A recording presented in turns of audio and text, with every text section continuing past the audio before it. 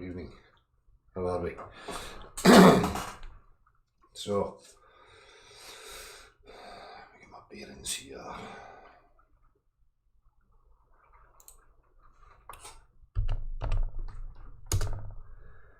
You start with a T.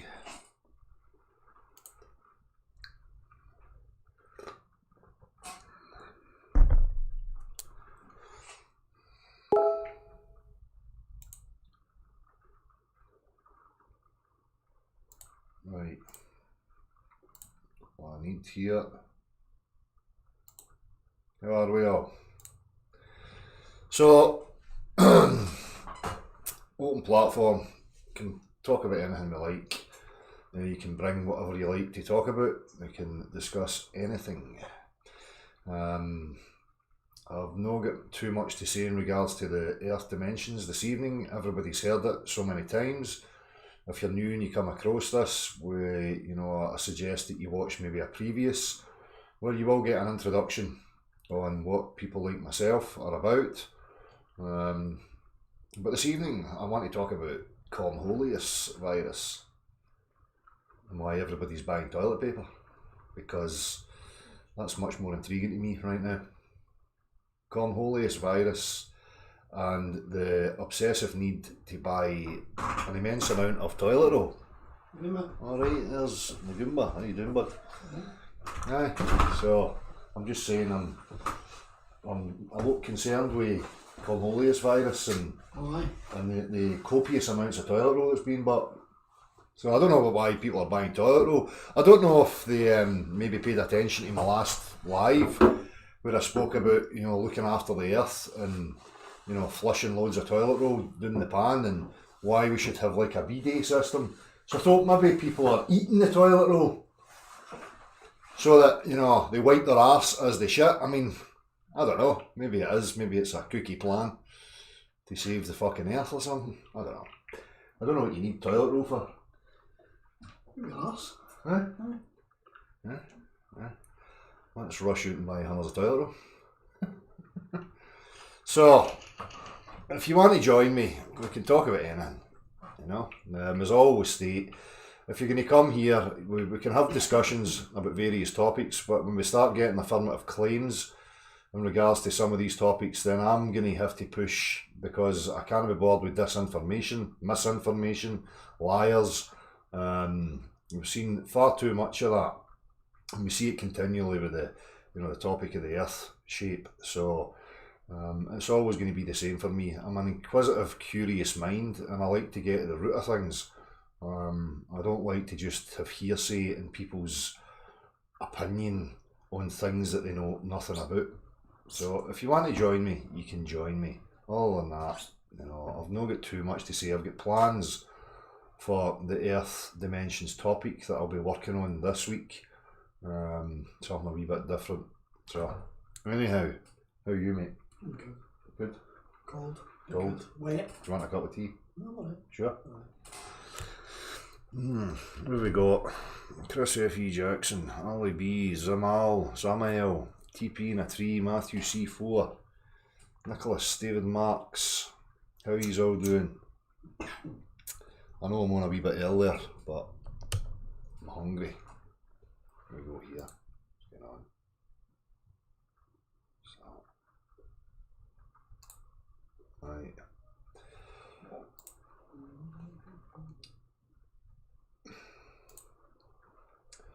Farad, hi there, hope you're doing well. My name is Farad and I would like to join you on your live streaming today and to have a conversation regarding the topic. Right, I'm just going to get straight to it.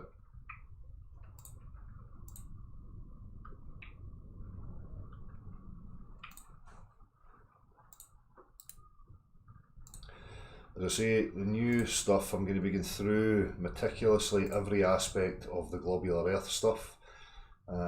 Science in general, and have a real look at some of it. But anyhow, for this evening, I'm just going to have new discussions with whoever wants to join me. So we'll be waiting on Farad.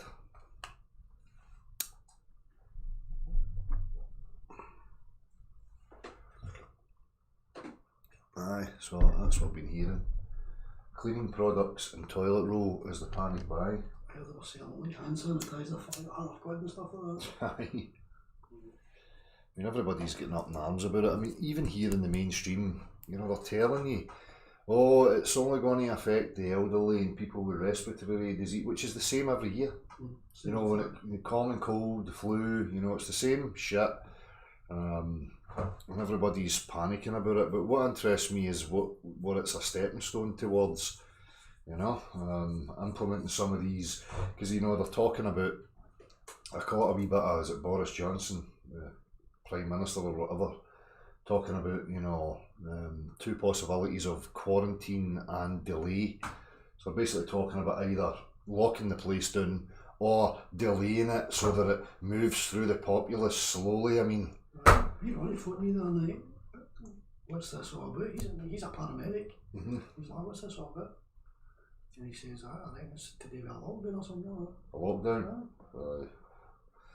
Well, who knows? They're up to something else. Aye, well that's it for me. It's not really this that's the issue, it's what's coming that I would be more concerned about.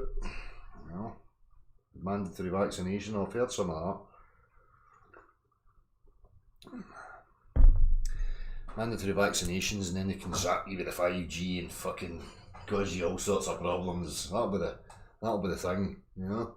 Batter you with microwave pulses and all that when they put the stuff in you.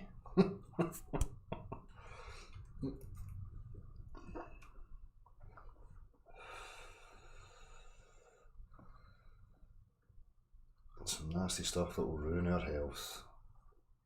But that, you know, it brings me back to all this as well. I mean, I've got a curiosity to find out things, but, you know, everybody, you know, fears the death.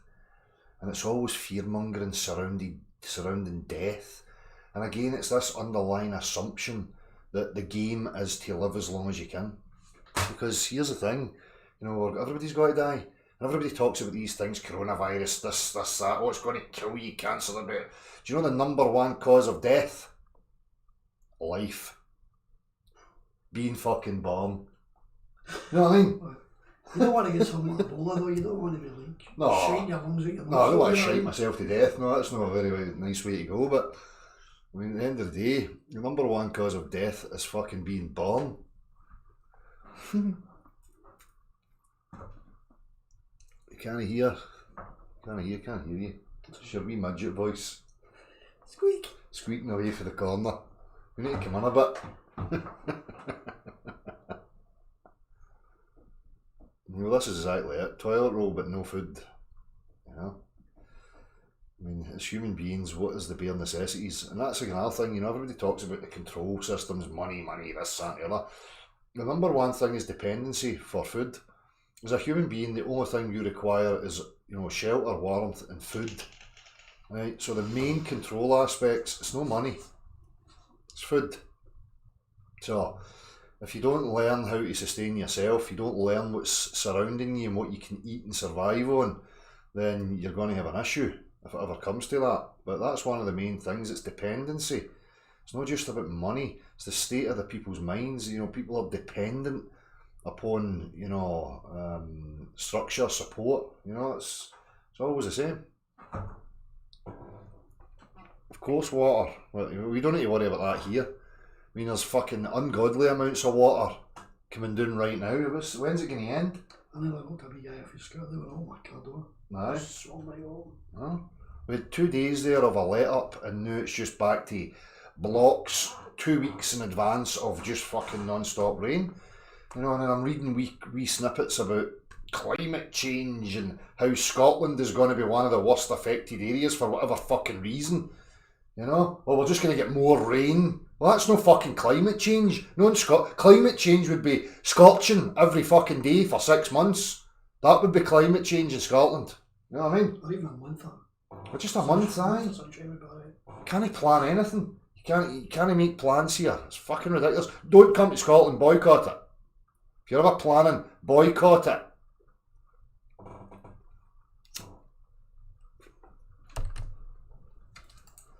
Right, wait a minute here. Farad requested a link. It's been sent. Nothing back.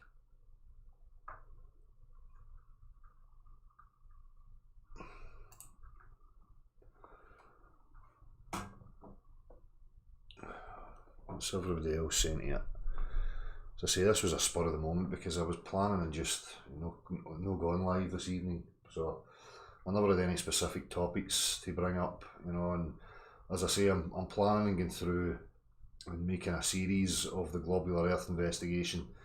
So people will get what they need to get in regards to this platform and where I'm coming from. But this weather, is it getting you? Is it getting you done? Taking it away for a walk, it's absolutely hate that. I know. 3 times a day for an hour and you're fucking ringing all the time. I know. It's constant. I see, we took the kids the other day up to the Braes. We get that wee spell where it was like, right, 10 minutes, we'll get out. 2 minutes that we were into the walk and the fucking sleet has gone horizontal. Scared me in the face. Like, fucking just go away. Huh? It's not even proper snow in that we're getting. It's just wet shit. We don't get snow, we don't get sun, we just get constant fucking rain. I'm sure there'll be Scottish people here watching this that know exactly what I'm saying.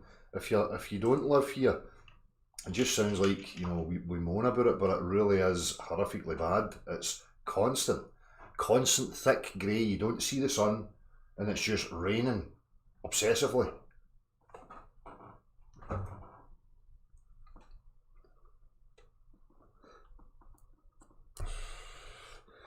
If I didn't have the weather to complain about, I would be bored. No, I would be outside, getting up to stuff.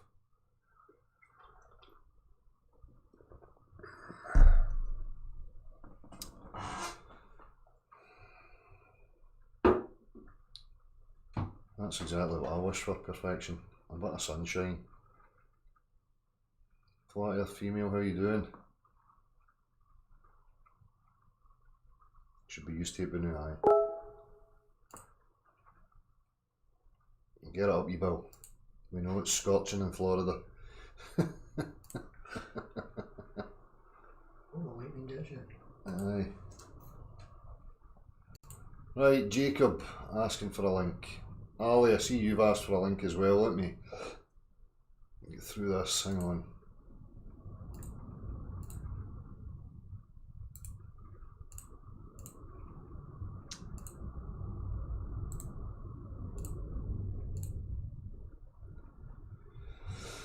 So, I'll just keep saying it. If you want to join, I don't have a specific thing to talk about this evening. So, if you're coming, you can join. You've got something you want to share, you think's relevant and important, by all means do so.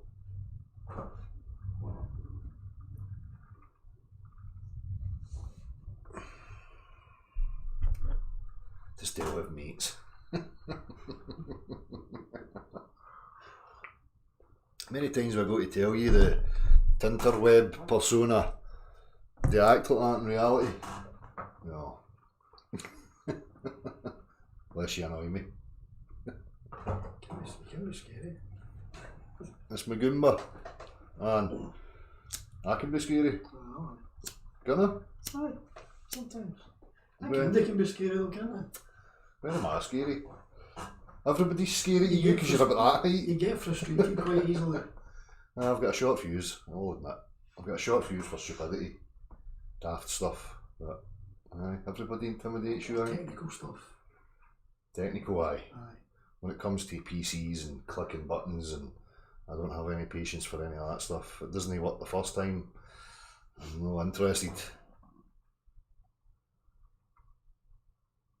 Right, we're getting the same issues again. People are asking for links and nobody's showing up.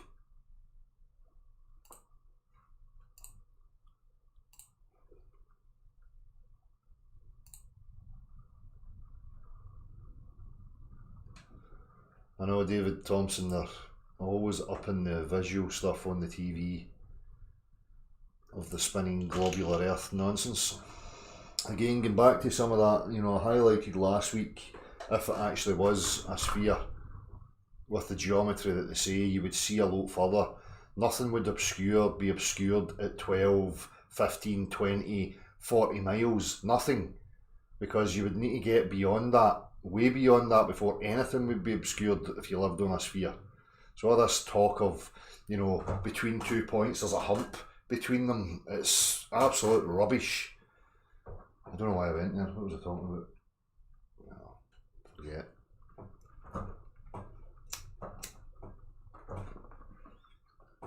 You're talking about the up and stuff on the TV. Aye, up in the globular and stuff. It's because they're panicking. I mean, at the end of the day, you know, so many different walks of life are waking up to various aspects. People are becoming disgruntled, and you know they can see the corruption. It's only a matter of time. It's an inevitability when you have corruption and lies that it's going to come to a crunch, and people can keep trying to run away into their delusional little bubbles all they like. That's not going to stop it from happening. You know, it has to happen, because if we don't, where do we go?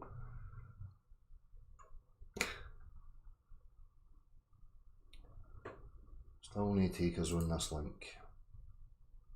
Right, I'm going to have to post this in here just a minute to see if it's working.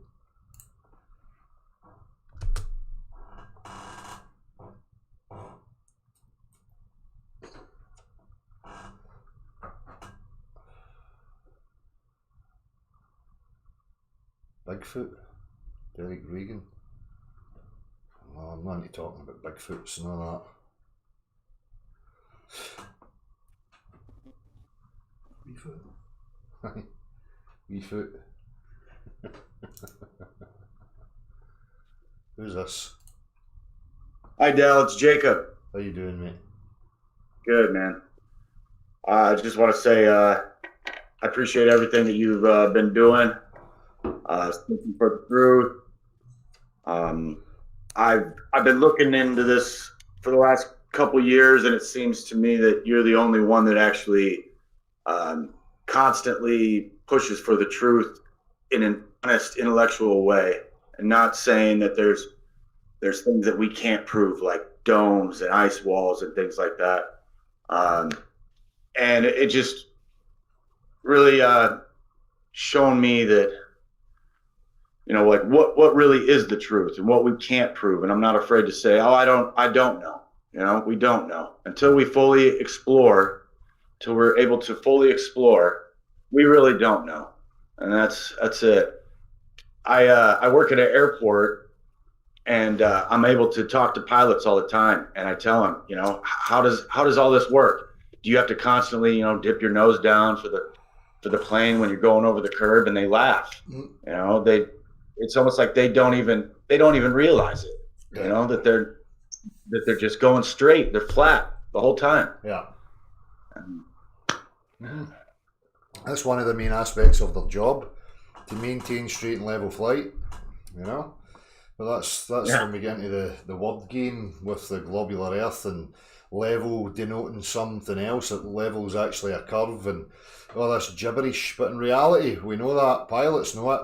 But again, it just goes back to that whole thing that, you know, people are blind to the actual reality. They don't have a look at it. They just know their role, they know their job, and they don't ever give it a second thought because they're too busy living their delusional life, you know. So I would love to have engage in some conversations with some of these people, but they seem to evade. I got a comment earlier talking about why I don't go to some aviation authority or whatever, you know, and I'm like, well, I'm at the universities. I'm asking these students who believe a particular worldview. I ask them the questions. They're displaying that they don't understand the worldview, and they can't give me proper reasons as to why they believe it. So, you know, you would think that these lecturers or the university authorities would be opening the doors to have somebody like me just to even, you know, shut me up, put me right, you know, but it never happens. But as I say, I used to get a lot of pilots walking up and down the main road here because I'm just next to the airport. But in recent times, you very rarely see them, you know, for whatever reason. But It's always pushing it in. well, it's always raining, I suppose, aye. So. Well, they actually explained it to me that they have to have their nose tilted at a 45 or a 4 degree, 3 degree, Yeah. you know, upwards angle to That's keep right. them. That's, And then when I do ask them, you know, hey, do you have to, you know, dip your nose for the curvature? They say gravity. And you know, and then I Well, ask that's- them, well, what is gravity to you? Do you believe in the Newtonian or the Einsteinian or what? Yeah. They don't even know what it is. No. Like, Well, that's good points. You know, they slightly tip up because they're aquaplaning just the same as a boat. A boat's designed for the same purposes to keep it, you know, skimming on the top of the water. And air's just a fluid, so it's the same principles. But you know, I've heard that before. Oh, gravity, like it's an imaginary steel rod that just keeps them at the same altitude as they go round the curve of the. I mean, it's total fucking lunacy, you know. yeah, it somehow course corrects planes. You know, Aye. fake fairy tale fairy dust. Aye. It's like they'd be flying over a mountain range, and when they get to the sheer cliff edge, it would go down to the altitude again. I mean, it's fucking nonsense. You know? Yeah. Yeah. So where are you? Where are you from? From Nebraska in the States, right in the middle of the country. Is Yeah. there many people having discussions talking about the Earth? Not really. I have a good friend that we talk a lot about it, and I've discussed it with my parents and my mom and dad. They have good questions. My dad, he understands it. He believes that, or doesn't think that we're on a spinning ball. Once I explained it to him. Same with my mom. She doesn't understand it either. How we can be on a spinning ball. With you know, and I try to tell people when they start looking up at the sky, like you say, you know, we can't measure the floor by looking at the light bulbs. You know, we don't do that. But when I do mention to my mom that you know, how the North Star never changes, Yeah. you know, it never stops. I mean, it's in that same spot for thousands of years, Yeah. and supposedly we're doing all these motions, 1,000 miles an hour spinning, and you know, evolving around the sun and all this stuff, and none of that changes. It just doesn't make any sense when you really think about it. It really doesn't. I know. And It's the same as I was pointing that to somebody the other day. I was showing them that Venus is in our night sky quite a lot. And I'm saying, well, look at the heliocentric model. You know, in that model, we're the third rock from the sun. And you've got Venus, which is the second, you know, which is in the inner, you know, pathway of the orbit. You know, but we see it in the night sky constantly. And I'm trying to show people that's a geometric impossibility yet again. Because we're facing away from the inner circle where Venus should be, and it's nighttime and it's there in the sky. So there's obviously, you know, obvious issues that you can point to show people. But sorry, I forget where I was going there. My mind went blank. Sorry, mate. it's all right. I mean, if this was a courtroom and there was a one side that said, "Hey, we believe that we're on a spinning ball flying through space," and another side said, "Well, we know that it's flat and we're not moving." Well, the judge could say, "Okay, show me your proof that we're on a spinning ball," and there's no proof. No. There is no proof. So it definitely, it wouldn't win in a courtroom. No. No. That's for sure. As I've said before, excuse me, as everybody should know, the globular Earth is rhetoric based. It's only words. It's all based in language. It doesn't have anything practical. It has nothing measurable. It's insanity, you know. And just as you say, if in a situation like a court, it wouldn't last 5 minutes. You know? So.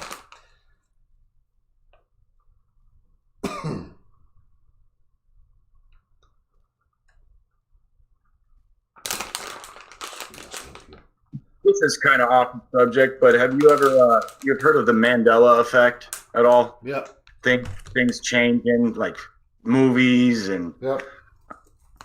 what do you think about that? Because I have a friend that's convinced that we're simulation, that this is all some sort of a program, like a computer program. But I don't know what to make of it. Well, it's just that language that we use in, you know, simulation. Well, first I've got to ask, what's it simulating? Because a simulation's a simulation of something. But I get that kind of concept, as I've said so many times before. You know, if I accept and we agree on the premise, look, we're part of something that's created or designed here. It's a construct in some form or other. So it is a technology. So that then denotes to me that this is not the true reality. This is something that is within or out with the true reality of whatever that may be, and we're experiencing some sort of technology. So I get it on that kind of line of thought. But when we say simulation, we think of virtual reality helmets and PCs and computers, and I kind of get that, but to jump to it and say and state categorically that that's what it is, I don't know. As I say, as you said again at the beginning, the investigation has to happen. I don't know why we have to have these, existential big stories. Why can we not just pursue and explore from each moment to the next and see what we discover and see what we find? Then we can build a complete picture and story of what the actual truth is, rather than everybody, adopting some narrative or story they think sounds good, and then setting about looking for bias confirmation to try and reaffirm that story. That's not a proper scientific inquiry as far as I'm concerned. It's like, just let's explore it for what it actually is.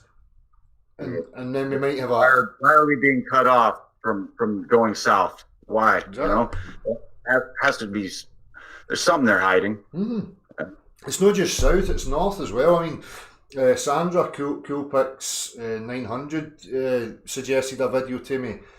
I mean, I've not investigated it properly, but it was basically about, people who flew an aircraft from Alaska, and I think they thought they were going somewhere else, but they ended up in some other place, and it seems a wee bit, strange. So I have to investigate it. But it's and they were being restricted there.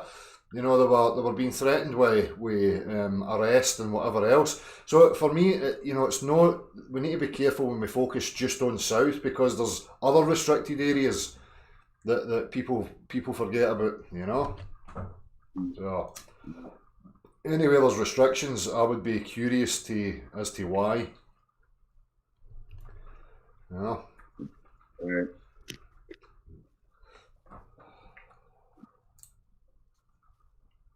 Yeah. Aye. But and as you were saying at the beginning, we don't need straw man cartoon maps and models and all this stuff. It's like, no, that claim that you're making is false. So now we need to investigate further in order to find out what the truth of the matter actually is. Because if you don't, you just muddy the waters and it becomes complicated. As I say, even when I'm speaking to people at the universities, right away they twig on and they say, oh, this is about flat earth, and immediately you can see the cogs turning. They're placing you as this flat earther with this belief system and these claims, and you can see that, and you're having to take away from that constantly in order to get them to focus on the assumption and the belief that they actually hold to be true.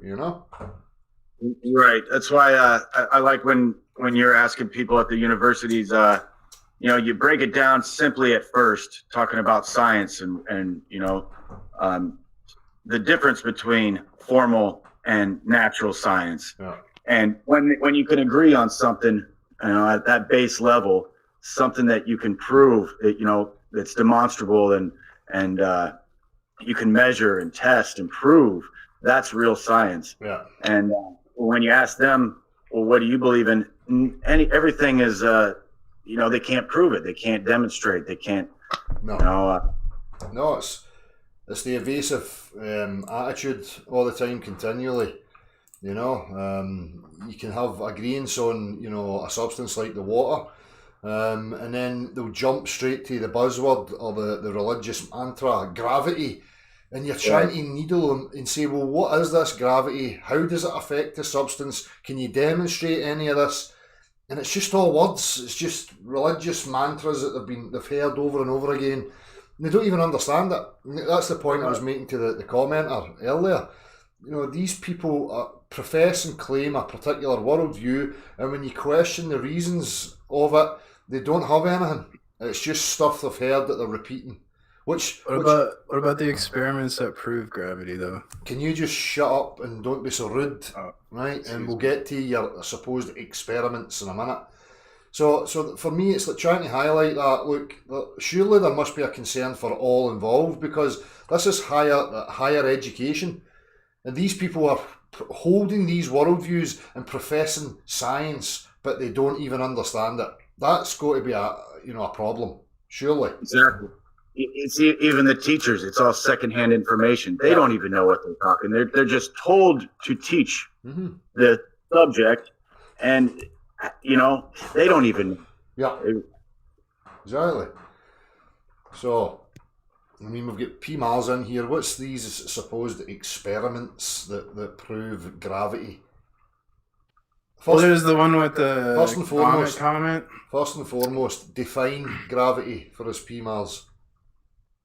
Gravity would be mass attracting mass, or like an acceleration downwards towards the Earth. What's the mechanistic interactions between two objects in that case then? How does one affect the other one? What's the mechanisms? What's the physicality of the interaction between the two? They don't know the mechanism. I suppose they describe it as a object with mass creates a gravitational field. No, that's just nonsense. What it is an observation of how things fall. That's it. That is gravity in a nutshell. Objects fall. That's it. Well, it's weight. Like, weight doesn't exist without gravity. Weight? Yeah. Weight doesn't exist without something to resist it. Well, the weight of things is different if the gravity is different. No, it's not. You can't have weight, PMARS, look, you obviously know, because I'm going to go to the push-pull aspect. Now, you can't have interactions between objects without something happening between them. You can't just invoke magic. Like, there's nothing, no physicality, no interaction between two objects, and that somehow makes the other object go towards it. Now, if you're going to invoke motion and acceleration, we go to the laws of motion, which dictates that there must be some sort of pressure applied. So motion and acceleration require a pressure, something pushing on something else. So I don't know where you're going to go with that, because you have absolutely diddly squat. You can't demonstrate. There's no such thing as a pulling force. Doesn't exist, mate. Sorry.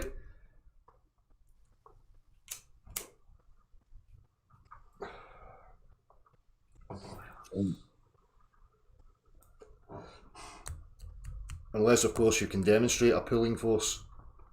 Well, that's what, like, there's a thing called a gravimeter, and you can demonstrate that different places have different gravity, and objects will have different weights, because weight is based on gravity. No. Weight's based on resistance. You can't have weight until you have something to resist an object or mass.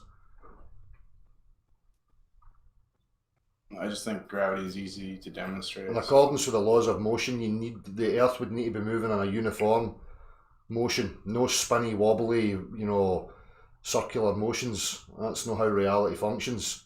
We can demonstrate these things to you, PMARS. But you've obviously not learned. You're still stuck in your religious bias, and you're going to keep repeating the same nonsense. Have you ever tried to look and understand reality for yourself rather than just reading stuff? No, I mainly just read stuff. Right.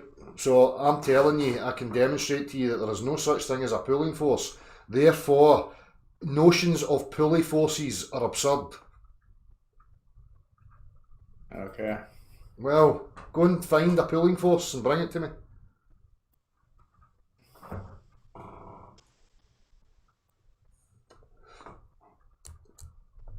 So, Jacob, do you understand that whole thing about the mechanisms of motion? Where the heliocentric globe model tries to invoke, pulling forces. Yeah, I understand. There is no pulling force. It's a pull is a descriptive term, meaning there has to be a something pushing. Yeah. Whether on one side, we call it pull because it's easy to say it that way, I guess. But yeah, I understand. There is no pull because it's actually a push, a force being applied. Yeah. In a certain direction, whether we call it pull or not. I mean, it's not being stuck toward us without some sort of a force being pushed toward, Exactly. you know. But that's the whole industrial world, the whole world that we have right now, the advancements in tech understand these things, you know, but then you've got the globular earth and its reality denying that wants to deny, you know, every aspect and function of practicality to you know, invoke magic. You know, it's just not how it works, and that's, you're trying to show them the reasoning. Look, this is reality, this is how I understand reality to be. So there's the demonstrations, there it is. Now you can't just invoke some magical force. It's nonsense, you know. But it's They're just so it's the cognitive dissonance, man. We're born into this cult, and we see it on the TV screen so many times. We hear about it. We have globes in all the classrooms. Yep. You know, we're born into this, and before we can actually even you know, think for ourselves, you know, as we're kids, we still believe in Santa Claus and the Easter Bunny and stuff. Yeah. So we're programmed to believe that we're on this ball. But then when you really start to think, when you really intellectually and honestly think about it, it makes absolutely no sense. Yeah. It really doesn't. I know. But as I say, they needed a central hub to hold the whole model together. So they have to have magic, you know, some nonsensical, you know, absurdity to push and keep pushing this model, this false concept of reality, you know. But, Yeah, I think it's a form of control, letting everybody know, hey, there's nowhere to go. You're stuck on this ball, Yeah. zipping through space, and there's nowhere else to go. You're stuck. We're just a little speck, you know. Exactly. And I think that, you know, we are it. This is it. You know? This is it. I don't know about that. I think the I don't ball know makes, about that either. You know, I think the ball makes sense. Like the ball makes a lot. The flat Earth doesn't really make a lot of sense to me, I guess. That's because you've got a bias, PMARS. I've just explained it. Look, I've just explained and gave you factual information that you can check for yourself. Right now, you're either intellectually lazy or you're just dishonest, PMARS. So, you know, your whole notion of a globular Earth requires a magical, nonsensical, absurd force that does not exist in any way, shape, or form. So, you can keep running with it all you like and keep saying it makes sense. It doesn't make any sense. It's absurd. It only makes sense when you're in ignorance.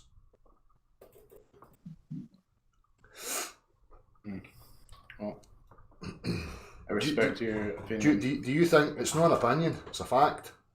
Do you think that you know, I've got a horse in the race that I prefer to, you know, no accept the globular Earth for some contrarian reason or whatever? No, but I think everyone has a bias. I don't think there's a way. It's pretty hard to. Well, my bias is for objectivity. My bias is for, well, demonstrate practically. That's no, you know, a skewed bias. That's a pretty reasoned, stable place to be. Because if I move away from that, then I'm listening to words and hearsay, which is religious rubbish. Yeah, you don't think religion's a good thing? Well, it just depends. But the aspect of religion that I'm referencing right now is that worldview, which is detrimental because it's confusing, it's bewildering, and nonsensical, and it blinds you to the true reality, which is to your detriment. As I say, you've obviously seen me going to the universities, PMARS. Do you not think it's astonishing that you've got higher education people who don't even know why or understand the beliefs that they hold? I don't have a lot of respect for the education system, I guess, but I guess so, yeah. Exactly. But it's like you have to know the difference between what a belief is and what is knowing. That's it, you know, and be honest with yourself. yeah, exactly. Some people just can't be though, and this is it. You know, we've got this false dichotomy. You get people like P. Mars and other people who are professed flat earthers and professed globe earthers, and they think it's all about debate and arguments and scoring points and winning. You get people like me that are saying, like Codon just now, we're talking about practical references of objective reality here. There's nothing to debate. Make a claim, demonstrate it, end of story. You know? And it's not an opinion.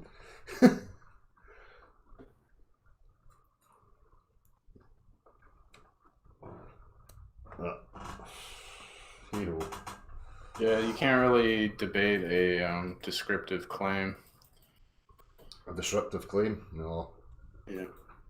No, you can just demonstrate. You don't need language. It's that's what Jordan Peterson does to win debates, is he just makes descriptive claims, and it's kind of like a cowardly thing to do because you have to make like a normative claim, right? It's more of a challenge to defend that. I think as far as I'm aware anyway, guys like Jordan Peterson focus purely on like social aspects, you know, psychology, these kind of pseudoscientific things. You know, it's a total different thing when we're talking about reality. I don't know much about the guy. That's just the notion I got from him. He's one of these college professors, but college professors are actually just government change agents, and they're brainwashing children. That brings you back to the whole point. People are not educated in how to process and think clearly. They're just educated in regurgitation. You know? Agree with you there. Aye. Well, that's it. That's why we end up with lunatic, you know, absurd cults like the Globular Earth, because people don't know how to process information properly. And they're being gaslit and told that they have to have some, you know, Einstein brain or something, because they idolise, they put these idols up there, which, you know, then, because it's a lie, it becomes so convoluted and complex that it becomes ever more removed from the hands of the common individual to ever assess it properly. So they just ignore it because it seems too complex and they're being told that it's correct. So therefore, they're never going to investigate it. You know, I know a good example of this is how science gaslights us. I talk to a lot of mothers who will tell me, you know, after I vaccinated my child, they stopped talking and they got, you know, started acting differently. Mm-hmm. But then the scientist will say, the expert will say, oh no, the vaccines are safe. And it's like they expect you to just trust this person in a white lab coat and ignore all the mothers who are having, you know, actual experiences and issues. Well, that's it. That's exactly what I'm talking about. To tell a mother that she doesn't understand her child, that she has the bond and the connection with, who knows intuitively the child and its needs and its wants and all its wee, you know, actions and behaviour patterns, and you've got these strangers who are asserting these things. That's exactly what I'm talking about. It causes a huge chasm, and as you say, it's gaslighting these people into doubting their own sanity and their own ability to nurture and mother their own children, you know. But as I say, you know, people have to take the responsibility themselves and base it on their experience. I agree, Dell, and I do agree. Like, promoting the individual, that's right. Good on you for that. Mm-hmm. Have a good day. No worries.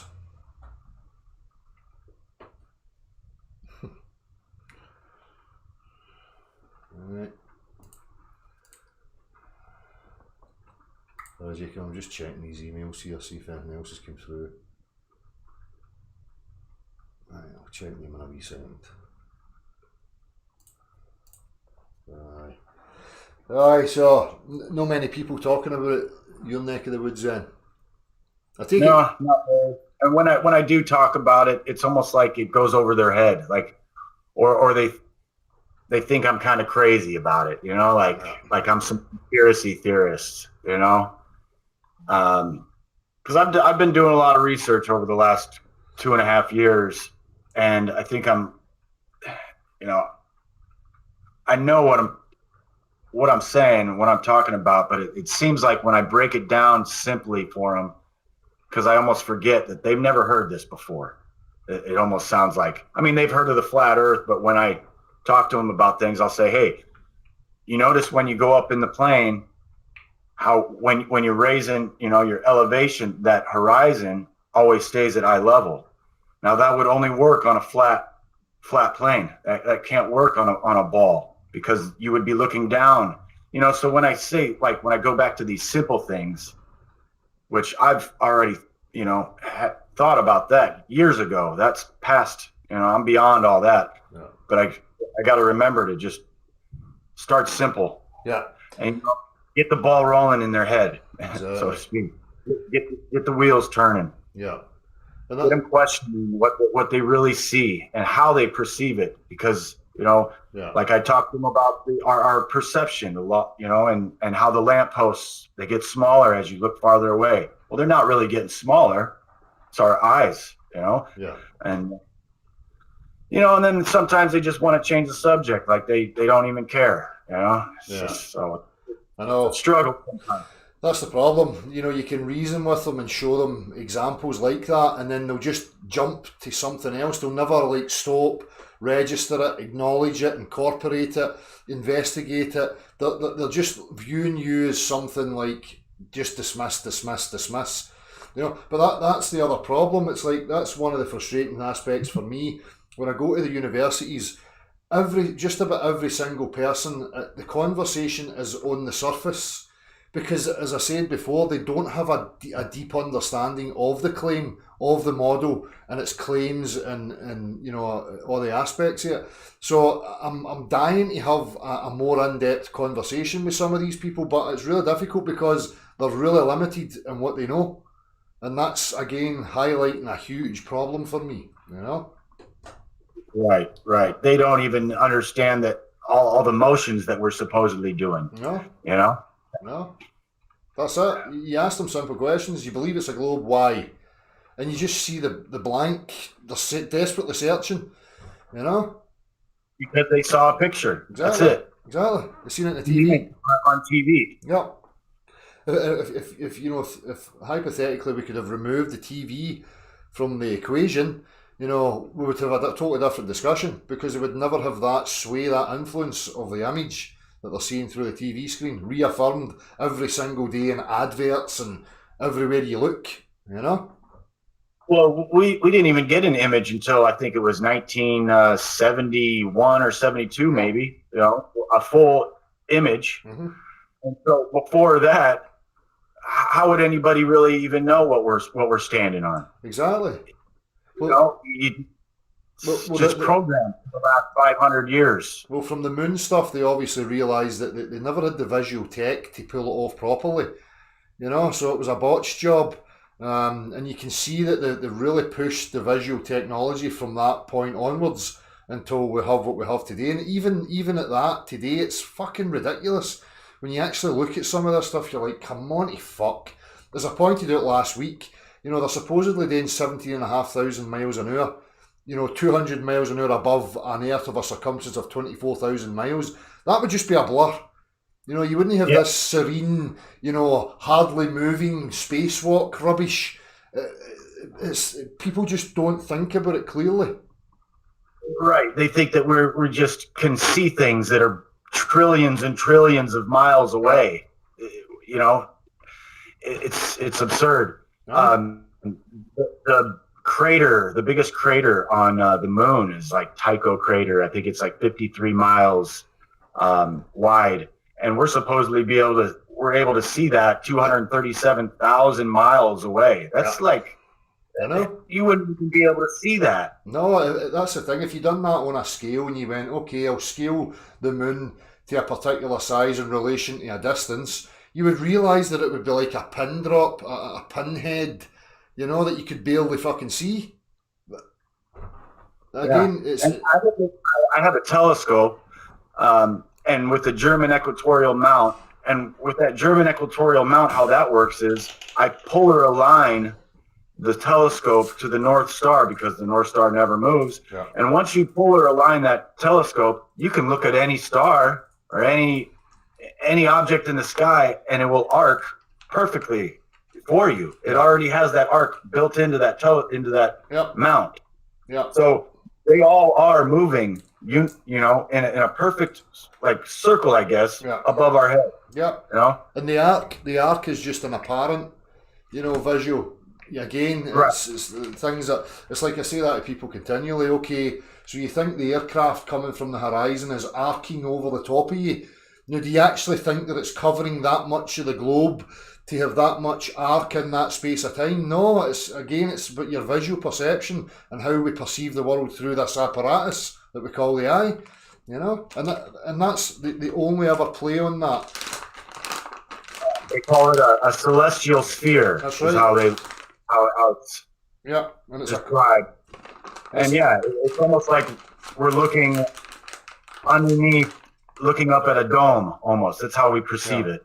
And that's Right. it. And the celestial sphere is the concept of the celestial sphere is not the macro. If you look at the concept of the celestial sphere, it's always about the observer. And wherever you move, you have your celestial sphere, your own little bubble. You know, so it's relative to you as the individual or the navigator. It's not a macro, concept for the whole, but that's just the way it's presented to people and they believe it, you know? Right. Yeah, I'll look at stars in the telescope and there'll be greens and blues and reds and they'll blink and shimmer like they're in water, like instantly. Yeah. I'm talking just so fast. And it's like, do you really think if they were trillions and trillions and trillions of miles away, that we can get that kind of an image, blinking and moving in like a wave like that? This doesn't make any sense to me. Oh, but they're so massive. That's why they're so massive. But you look at that. Dan was here earlier when we were discussing a wee bit about that. When you actually look at these distances that they profess, you could never, measure angles. It would be so astronomically, huge that the angles would barely ever change. You can't make a triangle with a baseline and then have the two other lines going, 5 light years away. It's fucking absurd. Totally absurd. And over the last 500 years, their numbers have changed drastically. Mm-hmm. At first, it was, the sun is 1 million miles away, and then people started questioning it. Well, if it's 1 million miles away, how do we, see it? Well, it's so big. Mm-hmm. And then it just kept getting bigger and farther away over the years to where the sun is 93 million miles away and it's so big. They just, over the last 500 years, they have changed the numbers many times. Like they don't even, No, that's because it's because they start from the presumption, the model, the bullshit, the lie, and then as they progress, they have to keep fudging things in order to make it fit that model that they're trying to push. That's how it operates. Again, it's not a proper investigation because true honesty would say, okay, these things are intangible. We have to make assumptions, therefore we can never fully know, and it's just an interpretation of what they presume these things to be. And they think that because they have a model, it somehow proves, but it doesn't. I mean, that these things were there before the interpretation or the model building. So, you can interpret things to fit anything you want based on language. It doesn't make it true.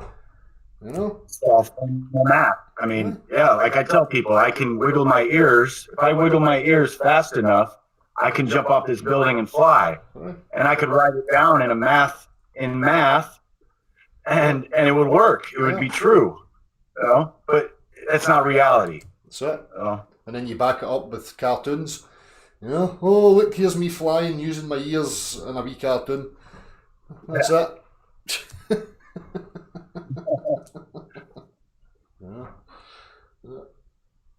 Aye, so it's good that people like yourself have a better understanding of it, because that's beneficial when you're speaking to other people, So, yeah.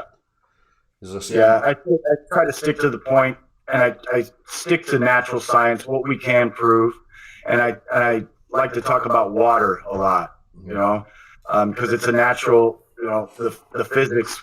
We know the dynamics of liquid. We know it. Yeah. And when people start talking about bendy water, it doesn't work. So yeah, and it seems like a lot of other channels or platforms that will talk about this subject, they get off on these beliefs you know, and it pisses me off because you can't prove it. You know, they want to talk about, oh, there is a dome, you know, and then they have a platform and they spend the time talking about a dome for an hour. And I think it just goes over people's heads because it's something that you just can't prove until we have a rocket that goes straight up without a wide angle lens that will go up 100 miles or something. You know, you can't prove it. No. I mean, when you talk about space, the amount of vacuum, it would literally suck off everything from this ball if it was true. Well, it's no sucking, because it's not a sucking action. It's just that it would equilibrate. You know, the high pressure would push inwards, push outwards. You know, but it's fine to say, okay, well, physics demonstration shows that we need to, if we have another medium, we have to have some sort of containment. I mean, it's fine to have that discussion and that realization, but then to jump to say, you know what the containment is and its parameters and its limitations, that's the misinformation. You're just muddying the waters when you start that, you know? Right. I tell them, you know, if they ask, oh, so do you believe in a dome? I say, well, if there is space where there's a vacuum and we're in an area that has pressure, you can't have two opposing pressure systems side by side without some sort of a containment. Yeah. It just doesn't work. You know, you try to prove it to me, but you can't. So, I mean, I don't know if there is a dome or some sort of a containment, but if it's true that there is nothing out there, then I guess there has to be some sort of a containment, but I don't know. Exactly. I mean, it's fine to question these things and and postulate the possibilities based on, you know, practical reference and what reality actually shows us. But as I say, it's a total different matter when you start professing to know the containment and what its dimensions are and where it is and what it's consisting of and all this stuff. There's no need for any of that, and I'm always suspicious of that. You know, I get that some people have a bias or a religious belief and they're setting about to try and make it true or whatever, but that doesn't make it right. You know. And it's dishonest, and it causes a problem, you know. So, aye, well, appreciate you coming on, man. Yeah, thanks, Joe. Maybe we can do this again sometime. Anytime, mate. Anytime. All right. Pleasure. All right. Cheers. Take it easy, bud. Bye. Right. Everything. How can you have a burning ball of gas in a vacuum? Well, that's it. I mean, I don't know if you heard me Goomba saying about a burning ball of gas in a vacuum, but that, you know, the absurdity of the claim, the Big Bang, or the expansion. Nothing exploding into nothing. Nothing exploding into nothing. So you're into this vacuous void, and gas and nanoparticles or whatever the fuck they want to call it, somehow come together. Again, you know, what happens in a situation in reality like that? It doesn't come together. It fucking goes away in every direction. There's no coming together of anything. You know? So gas giants, and it's, you know, you look at these NASA pictures of gas nebulas and it looks like a big fucking dildo, and you're going, how the fuck is gas coming together in a vacuum? I mean, that's how absurd it gets, you know? Because it's a reference frame that's imagined, you know, as Gav terms are objects of thought or reference frames of thought. So people have got these fantasy imaginations about how things behave. You're like, why are we basing things on imagination reference frames? How do things behave based on what we experience in actual reality? You know, but because they're invoking a reference frame that's out with our experience, they seem to be getting away with invoking all this gibberish. You know, and people are no stopping going, well, hang on a minute, is that reference frame actually true in the first place? And what relevance has it got to physicality and the mechanics of the reality we're experiencing? It doesn't it? So that's how you can get away with invoking gas coming together and forming solids. I mean, fuck off. So simple demonstration test. Get a vacuum, pump some gas in there and show me how many planetoids form. Fucking none. You know? But we are the crazies.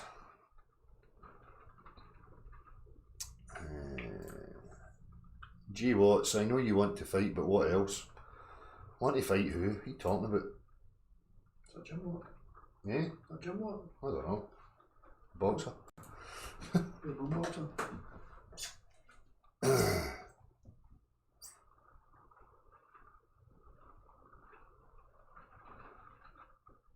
Kevin, no worries. Kevin, just give me a shout. David Thompson. Short circuit, aye. He's David showing me, he sent me these images, hang on a minute. Mars Rovers. Like, Johnny 5 is alive! That's a good leg one. I need input! Meccano. Hey? Pure Meccano, innit? Aye. Johnny 5 is alive indeed, he's on Mars. And this kind of shit as well, you know, the Size of that, like. It's fucking massive. tinfoil and fucking, I know. But it's not that, it's like you're 200 miles above a circumference on Earth that's 24,000 miles with its diameter. You know, you wouldn't be seeing that amount for a start. Aye, You know? That wouldn't be that big. Exactly. Clear blue skies all the time. They never seem to show you Scotland where it's just fucking matted and dark, thick, grey fucking clouds that never move. You know? It's always white, fluffy pish.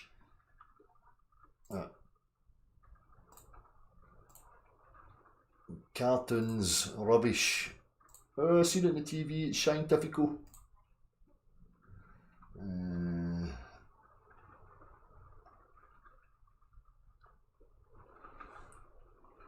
Wilhelm Reich, this is David Thompson. Wilhelm Reich and Orgon and Ether. Reich had all of his books burned by the US government. That's right, the Orgon buster Wilhelm Reich talks about how you can disperse clouds.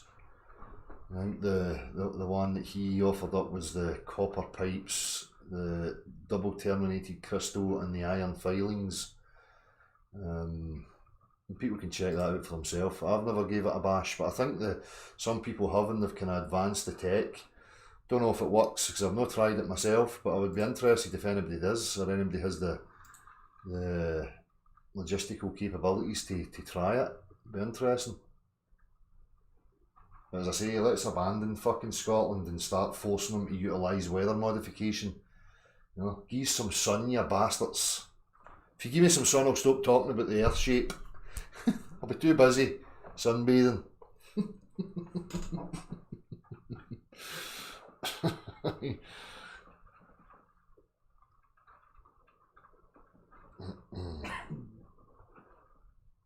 Apparently the stove is fake, West Coast wisdom, eh? Goomba, you want to go and Nope. touch it? Nope. Spit on it or something?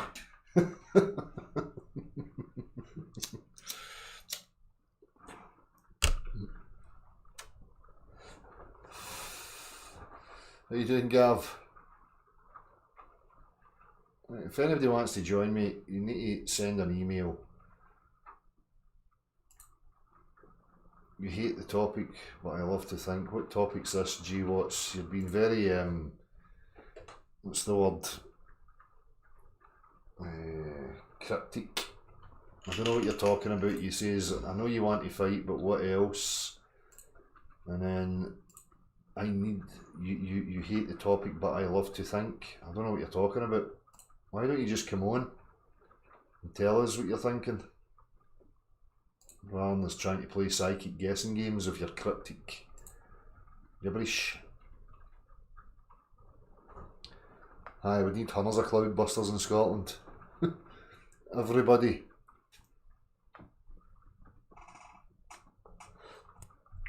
If people think that the wood burner's no real, you can come and burn yourself on it if you like. Think about having a wee meet up again soon. I'll need to plan something. Maybe when the weather gets a bit better, if it ever fucking lets up. I think we've got a day. Well, let me check. I'll show you the weather. Right. This is it every fucking day. Paisley. Pashenden. Oh, we might have a wee dry day next Friday. That'll change. That'll change, that's right. That'll change to Pashenden, guaranteed. Pashenden. Oh, Monday the 16th might just be cloudy. Oh, whoop-de-fucking-do. Pashenden, another possible. Oh no, we'll get Pashenden in there. Pashenden again, and then Friday the 20th. Oh, Pashenden at some point with pure grey fucking cloud. Every bastard and fucking day. Every fucking day. So fucking annoying. Soul destroying is what it is.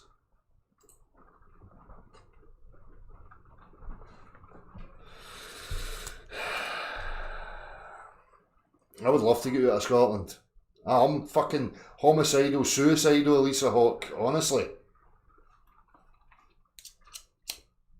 I keep saying if I could personify the weather, if I could put it in a form of a human, I would torture the cunt to the brink of death, bring it back to life, and do it all over again. Would you? The weather here's shocking. That's fucking ridiculous. No fucking snow. We don't get any of the good stuff, Selling Ellen. We used to have distinct seasons here in Scotland. We used to have autumn, winter, spring and summer, and it was distinct. Remember? Now it's just different temperatures of rain. Aye, different temperatures of rain, McGinn was saying. That's exactly what we get. You know, we used to have, summer used to start in May here, and it would be fucking glorious right through to August. And I'm talking, we had sprinklers, you could get activities, it was good. And I remember actually looking forward to the winter coming, or autumn, because I was looking forward to the cool breeze, the cold air, just to get a respite from the fucking sun, remember? No. So see, last year, it was like, waiting. When's the rain going to go? When we get in summer? And all of a sudden it was September. It was still pushing down. It was still pushing down, and it's no stopped. It's climate change. Some change. No fucking change, it's bollocks.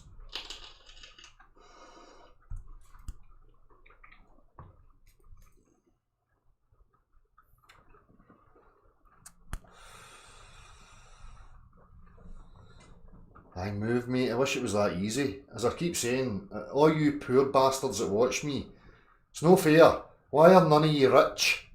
Why do I get the fucking paupers? If you're a rich bastard out there, then get your hand in your pocket, please. Thank you very much. I'm not asking for much.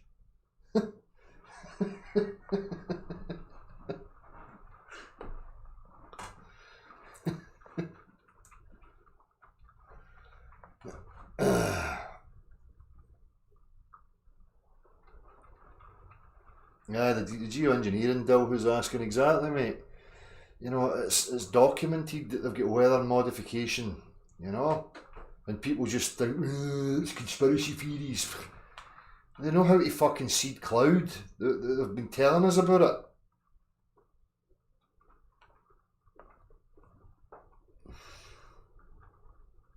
How much do I need? I could probably get myself out of here and get to the sun for about 20 grand, 25 grand, I would say. 30 including me. 30 including you, aye. Put you in my pocket. Carry on luggage. Wee rucksack.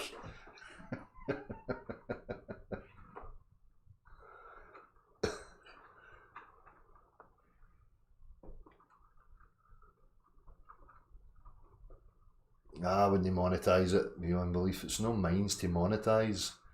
That's the problem. Trust me to fucking come online with no product all in the fucking truth, you know?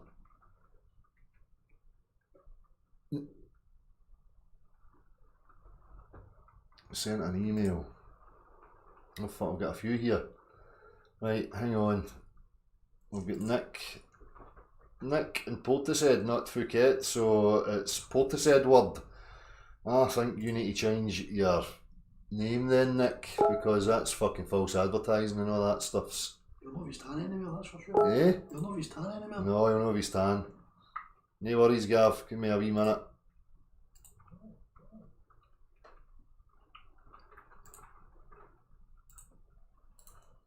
can send it to Nick and we can send it to Gab because they've got manners. They're not going to interrupt each other.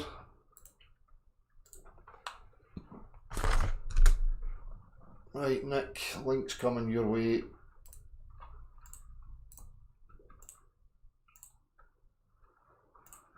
All of a sudden I've got a few requests here. G Watts as well, Flat Earth Vancouver, Gary Clegg.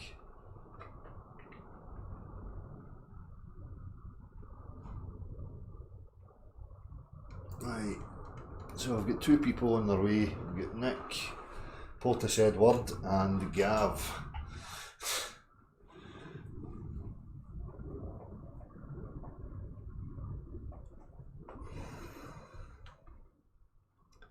I'm reading the comments, John Heslop, yes. You are live. What have you got to say?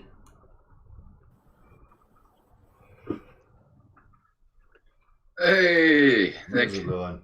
Hey, Dale. Hey, Dale. How you doing? Hey, Dale. Hang on, yeah, share that. Hey, Magum. How you doing, mate? Sound. Long time no see. Or here. What's happening, guys? Nick, what the fuck have you done moving back to the UK? You complete and Oh, utter big crackpot. mistake, man. I know. Fucking lunatic. You missing it? Yeah, it's Have you weird. It's settled weird. in, Nick? Yeah, a little bit. No, I mean it's nice just to chat to you guys, man. I feel a bit out of place here at the moment. Yeah. It's a bit weird, I must admit. A little bit of rain, huh? Massive culture shock, Nick, yeah? Yeah, it is, man. Yeah, it is. You know, people are nice and all that. You know, don't get me wrong, but wow. You can see how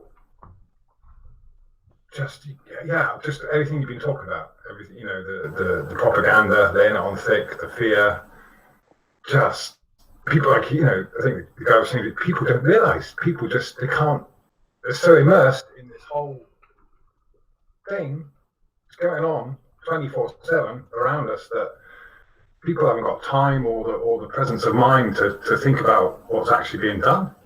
No. Yeah. I know, it's bizarre. Total ignorance, mate, you know. But how's the weather for you doing that neck of the woods as well? That's pushing down too. Good. Join me in my misery, you bastards. Yeah. No, it's nice in some ways, but really no. Oof, yeah.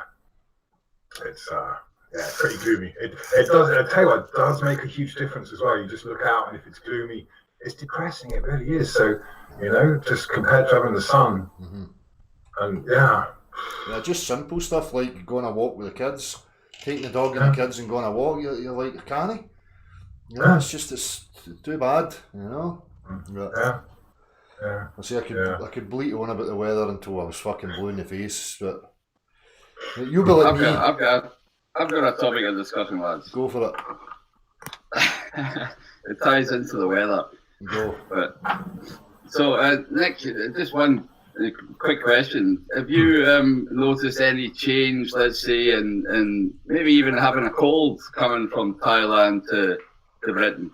How did you feel? How did your body adapt to the changing environment? I took quite a few precautions just with like natural stuff, you know, essential oils and things like that. So it hasn't been too bad. But I feel, you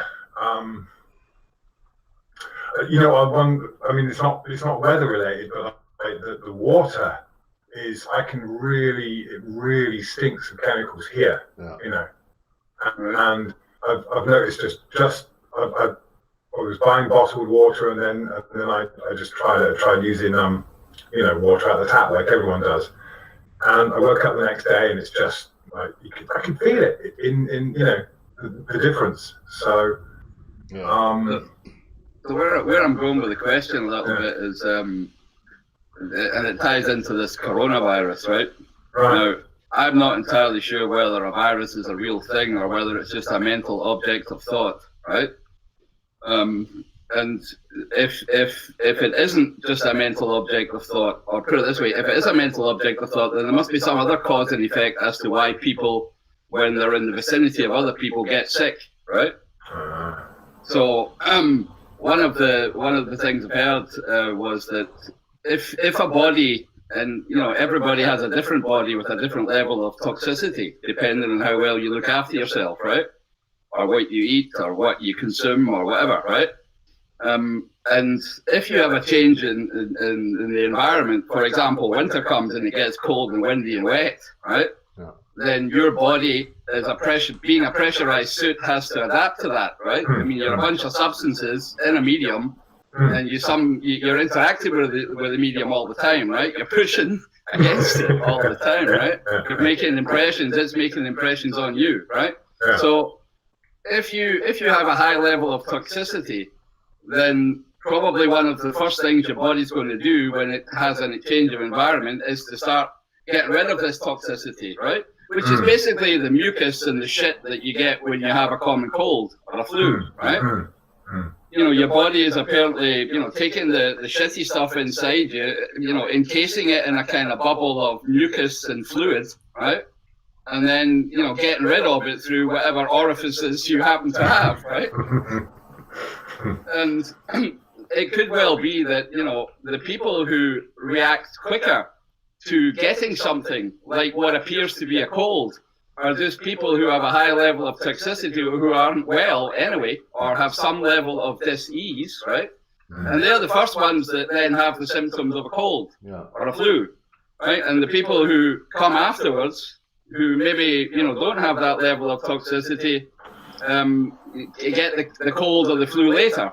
Now, from an observer point of view, you could say that that's that there's some infectious invisible agent jumping from one person to another, right?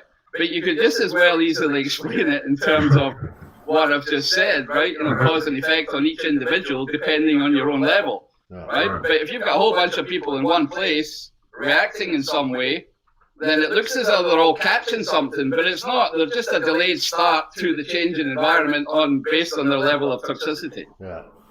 You know what I'm trying to say? Absolutely makes sense, man. Yeah. I mean, Dale, I've got a link here. I'm just going to post it in the either chat box or Google Chat. Maybe you could just show this site. Where is it? Right, I've just posted it there. It's just a Wikipedia entry, right? Oh, wait a minute. Where is it? Right. Right.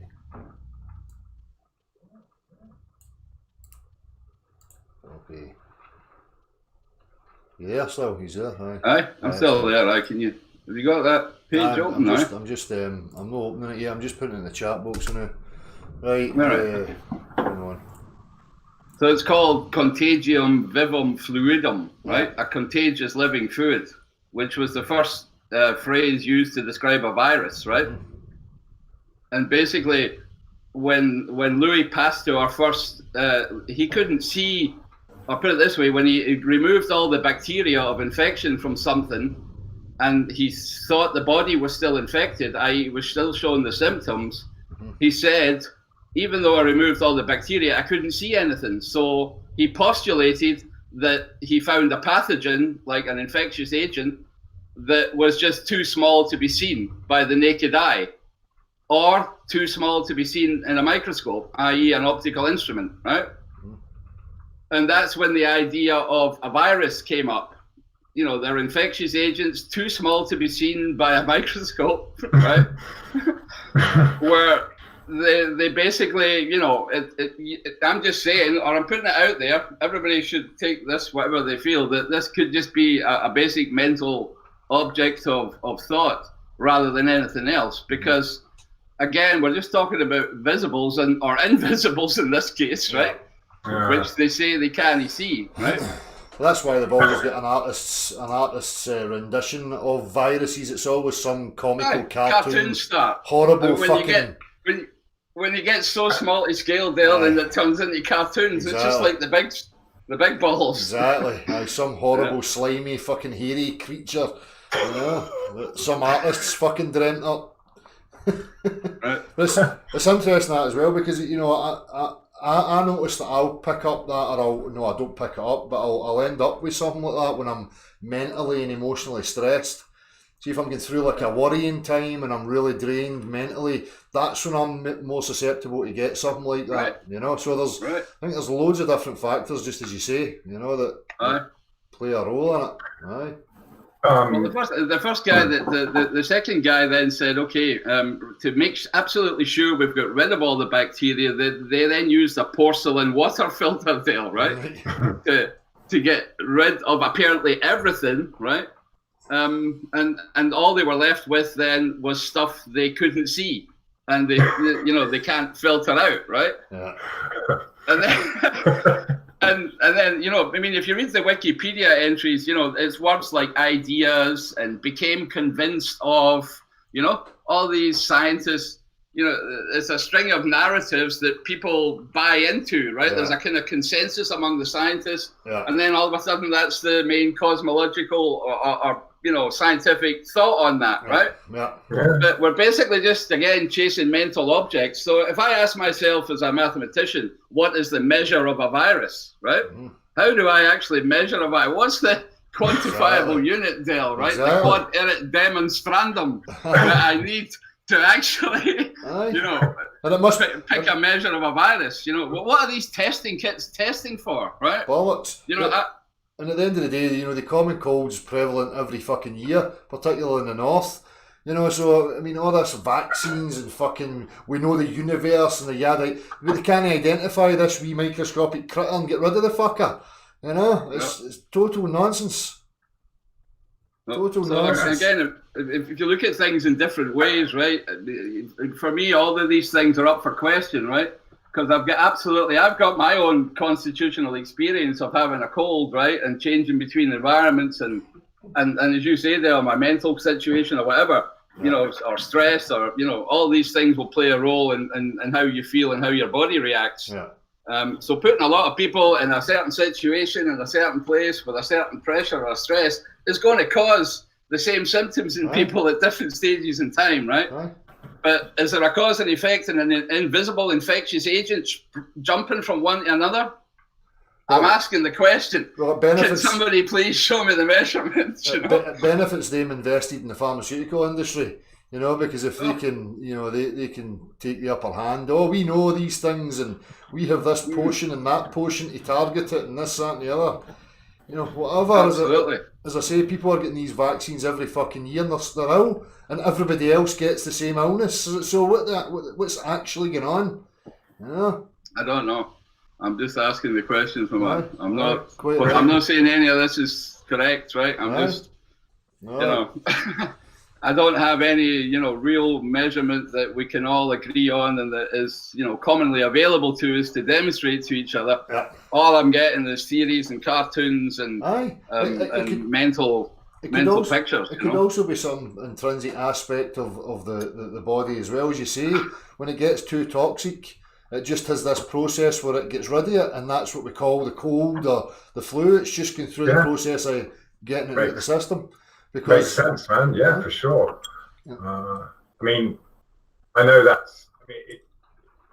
In Thailand, the weather changes are not so great, but the people are much more sensitive to it. So you still get this season. When the seasons change, people react to it, and they suddenly start getting cold or flu.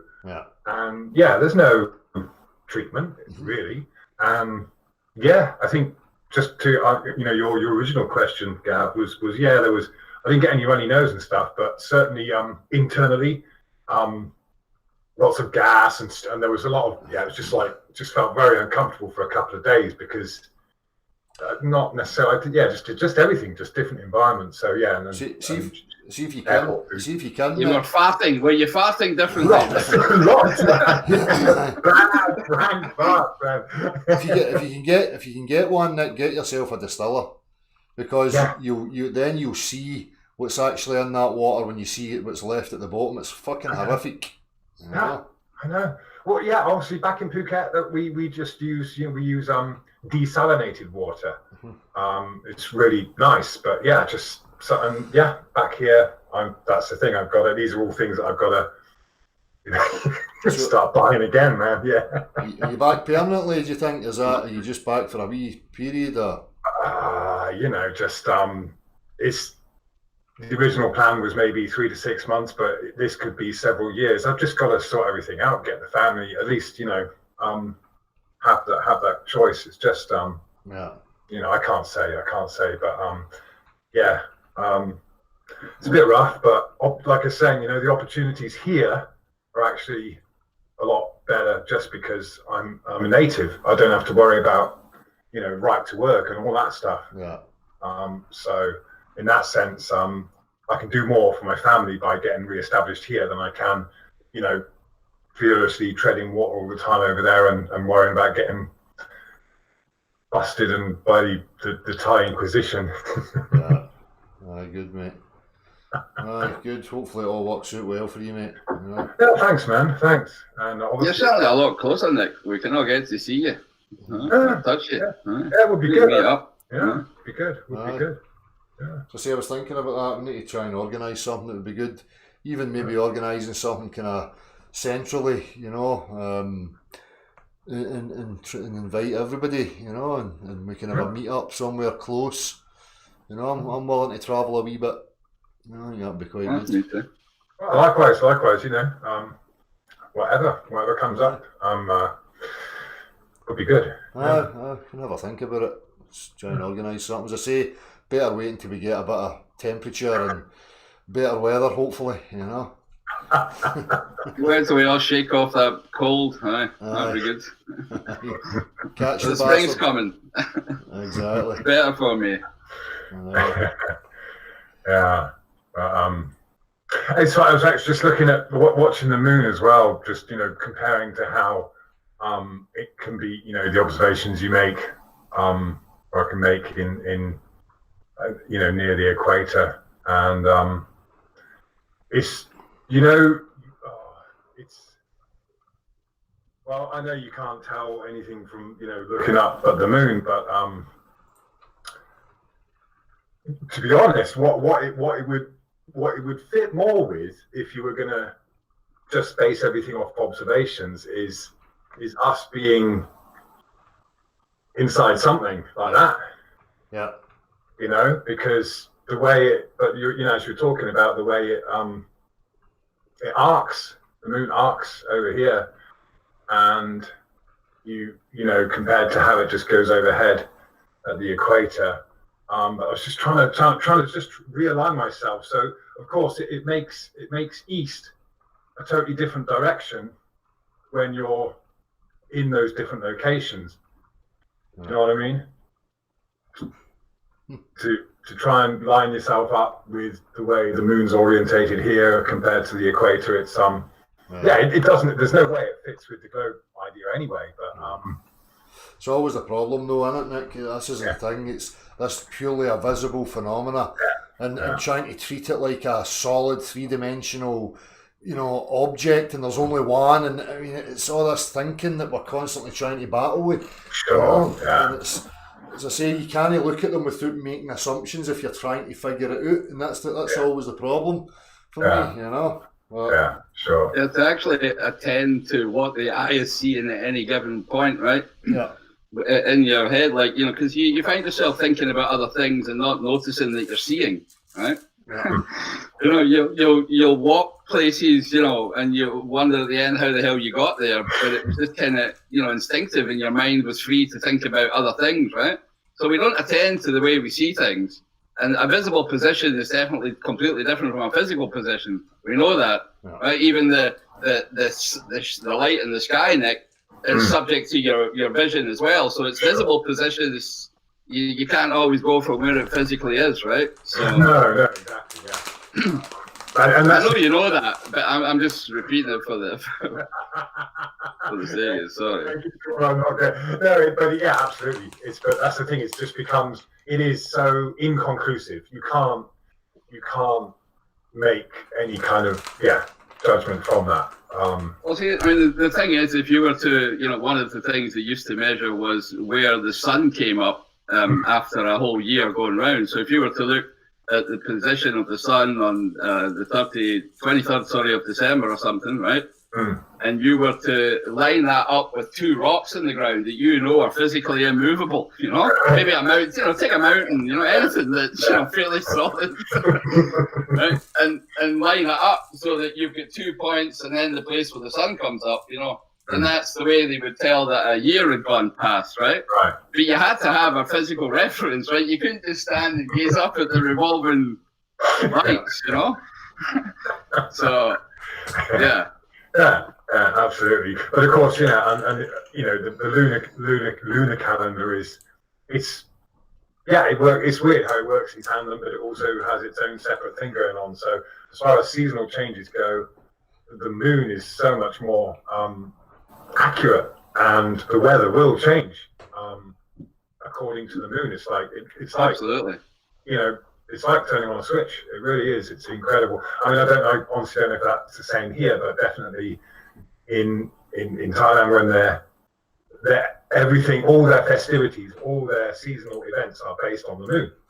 Everything, and it's it is like clockwork. Full moon, rains come. It's just been baking hot, and then suddenly, boom, the next day, and I think they're probably more predictable over there because they've got the sun, right? The other reference always more or less in the same arc of them all year round, right? Yeah. So whereas we've got that alternating, if you know what I mean. I found a calendar here from 2 years ago that predicted that storm on the full moon. Was it last month? Yeah. Oh, right, yeah. So yeah, I mean, we know that these things happen, and I've said it as well. There's a change of state when the moon comes. Right. But that's the thing. Here it is. It jumps all over the place. I mean, it's not like on a continual track of incremental progression. It's like it's just jumping from one area to the next. When you're here, it's not. You know what I mean? It's not like the sun. The sun moves in increments, closer and closer and closer. Whereas the moon, it doesn't. Because one night it's in this position, the next night it's in a different position, and it seems to be all over the place here anyway. Oh yeah, no, it's the same. Yeah, there's this jump of it. It's not a smooth transition. Yeah, and it's funny. That's changing on a monthly basis compared to the sun. Like you say, the sun's kind of annual path. Yeah. That is definitely something that's still very much a mystery, because there's a point where we're not seeing that transition, and all of a sudden it's somewhere else. Exactly. Yeah. And just to bring that point home, see all these kind of things that we can all do ourselves, and we've just given multiple examples of it, right? That's the difference, I think, between real science, right, and the mental, acrobatics of some guy in a fucking university hall with a blackboard and equations. You know what I mean? One guy trying to postulate, whatever it is, space balls or mini balls. Your Globaganda land, and that's it. They just stick to that same fucking mantra.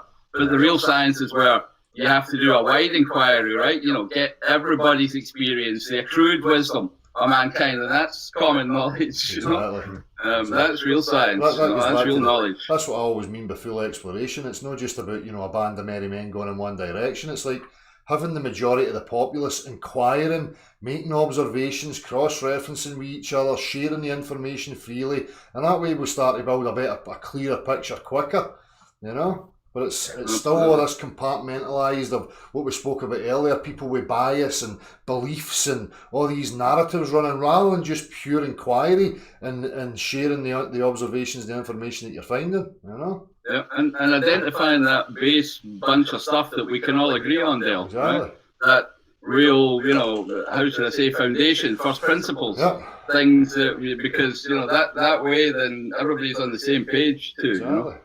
And it's not just the mental ramblings of one person. Exactly. Yeah. But yeah, to get that common basis, everybody needs to inquire. So that is definitely the first seed to be planted. Which you did great as always, my man. Enjoyed the videos. Thanks for that. Yep. That's a good point about separating the sciences as well, because if you look at what is the way gases interact within air or within a vacuum, however you set it up, they call it Brownian motion? Yeah, Brownian motion. Yeah. Of course, that is considered chemistry.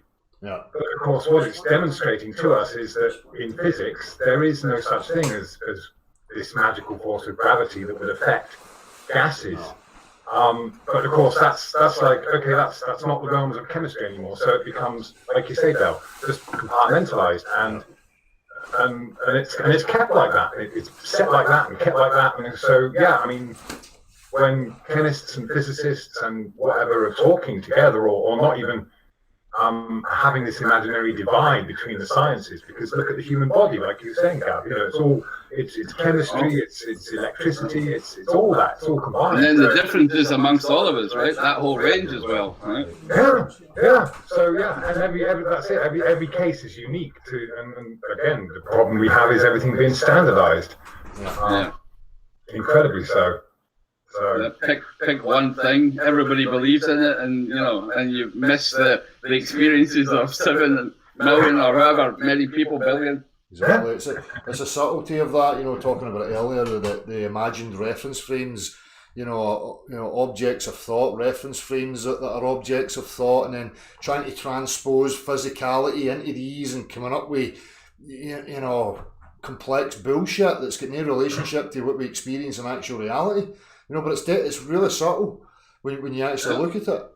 Well, I mean, there's only the two to play with. You're either outside looking down, right? You're in God mode, and you think you can play with a physical ball like an orange in your hand, right? Or no, you're inside your own relative visual perception bubble, right? Or call it what you want, right? And you're in a position you don't know where you are physically, right? Yeah. So they're always giving you this God view that you can see space and we can see the galaxy and all this kind of nonsense, But in reality, they're hiding that knowledge that we should be able to understand what visual perception is all about and how it's being manipulated constantly in mathematics and words and and cartoons and imagery. I mean, it's being manipulated because people don't pay attention to it. And that's the thing. Right. It's always in the hands of people if they just pay attention and start analysing it for themselves. And having a look at these things, then they'll be able to separate it and see it, but they don't. There's too much apathy with people, As you were saying about the interviews, you see it continually. That's just higher education. You have this belief, now tell me your reasons for why, and it's just fucking blank. And they don't even have a surface level understanding. You don't even get to the second tier. It's just basic, I'll send you another link, just right on that topic. You can maybe post it in the chat as well. Chaps, sorry, I've got something I need to take care of. So I'm going to have to love you and leave you. And just, thanks a lot. Really good to catch up. But appreciated, Nick. Anytime, mate. Anytime, as I say, hopefully we can get something organised and meet up in person. It'd be great to meet you in person, mate. So yeah, certainly would, man. Certainly would. So okay, we'll maybe find a way to communicate that. But thanks very much. Nice to see you, Gab and Del. Speak soon. Yeah. Thanks, my bud. Take care, Nick. Okay, cheers, man. Bye. Right, I'm reading this.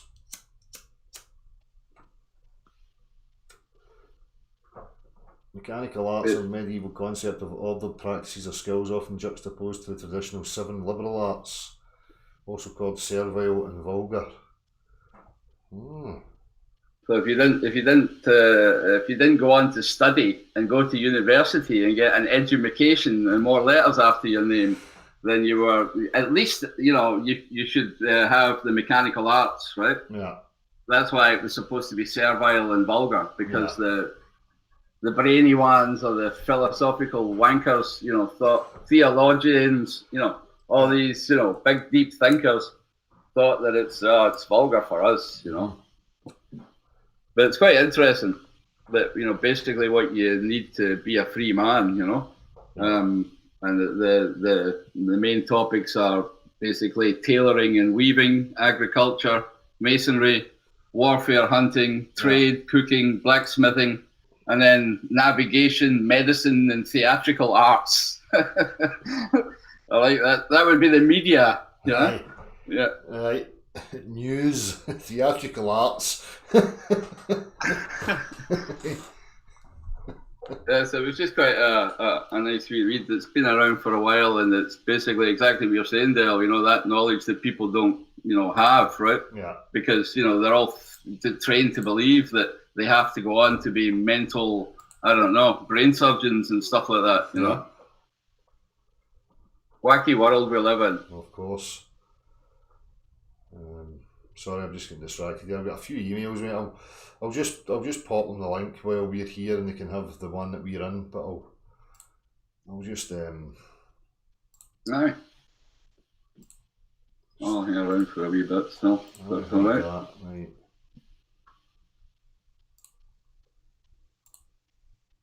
So there's going to be, I'll have a couple here because, as I say, time's getting on, and I've got a few here. So I'll just.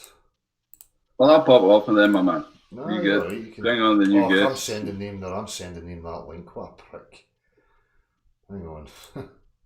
Whatever you're doing, mate, you're welcome to sit or whatever, obviously.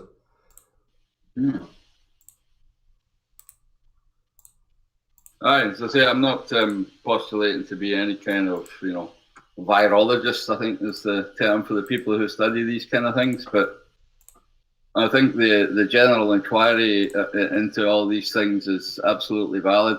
And I think real science is where you get, all the experiences of lots of people come into a common knowing of what is going on, right? Not just a sense of what's going on, but a real knowing, yeah? And certainly not just some idea, following some idea or concept, so. Yeah. Somebody's emailed me here. What was that? Hudson Chothead. I was just curious to see if you've seen Jeremy Clarkson's programme about the HARP, the weather engineering machine. Sky's the limit. I've seen him on something. He was at NASA, and producing rain clouds. I don't know if it's the same thing.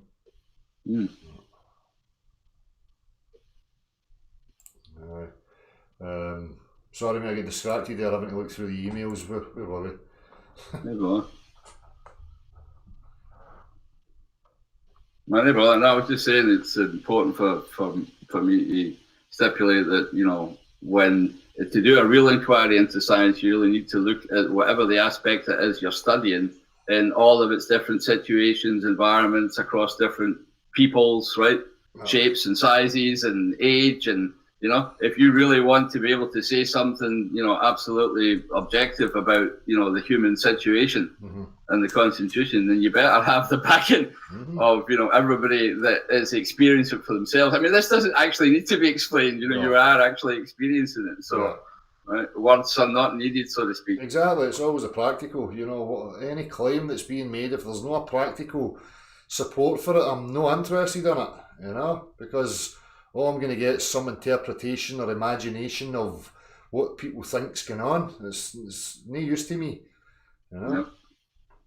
So, hello. No reply. I saw a wee icon pop up of a face, I'm not sure, and then it disappeared. I mean, he's thumbing the camera. Probably. Lots of people run about with sticky tape on it and all that, don't they? Aye. Okay, can you hear me? Right. Yeah, indeed. With the excess noise, why do people do this, man? I don't know who that is. Who's making all the racket? Guys.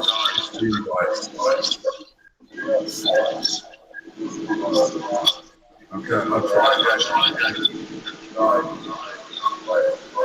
Matt, is that you that's making the noise? Is it excess noise coming? I don't know. Do you want me to drop out and try again? There's loads of background noise. I don't know.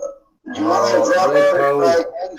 Gav, I'll send you another link, Gav, because I can't be bothered with this fucking shite. Can you hear?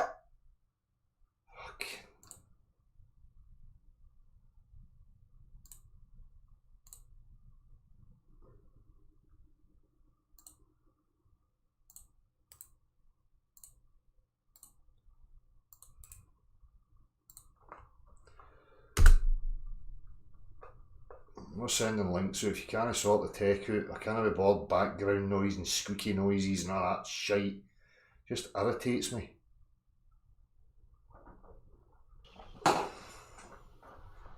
Yeah, you do. Alright, alright. It's not ignorance, I just can't be dealing with that shit. I know, you can't hear anything that's not, it's just a kind It of... just irritates you, you can't even have a thought process. Yeah? You there? No, I agree. I'm here. You hear me? Aye. No, I agree. It's not as if we can talk to each other even while they're making a noise. It's just impossible. I know. Yeah. I know. It just halts any kind of conversation. Yeah. I know. Aye, so I say I've got a few wee different plans coming up. What did you think? I was talking last week, Gav, about this, you know, the geometry of the sphere, and you know that was the problem for me, you know, that I've identified. It's because we don't live on a sphere. So, you know, they seem to have this upper hand and confusion with their diagrams and how they depict things, because people are not thinking about, well, how would it actually appear if you were on a sphere of that size? You know, and all this, you know, you've got two places with this fucking hump in the middle and all this crap. I mean, that's just bollocks. So, you know, I started to think about that. Well, how would it actually look if you were standing on a sphere right now of a circumference of that scale? And how far would it actually be before anything would start to become obscured? For me, it would, you know, I was being generous, I thought, by giving them 3 degrees, which would be like 300 and odd miles.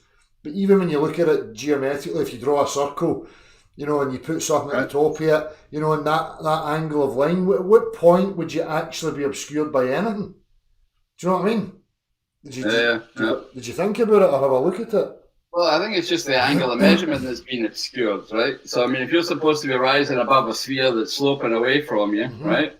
And they're telling you that you're looking down at the tangent line to the point there, then if it's curving away from you, that angle, the angle measured there is going to be, because it's curved, it's going to be slightly different from if it was a straight line, right? And that angular resolution is what they're, you know, basically saying is the curve. That's beyond the curve. No, right? I get that, but what I'm saying is they'll always show you this depiction of two people standing like this with this fucking hump in the middle, right? Now, scale-wise, that's way off, because we're no hundreds of miles tall on this fucking year. So we're talking about understanding the scale. What I'm talking about is the slope and how subtle it would be going away from you, and how far you would actually be able to see before anything became obscured. Do you know what I mean? Yeah.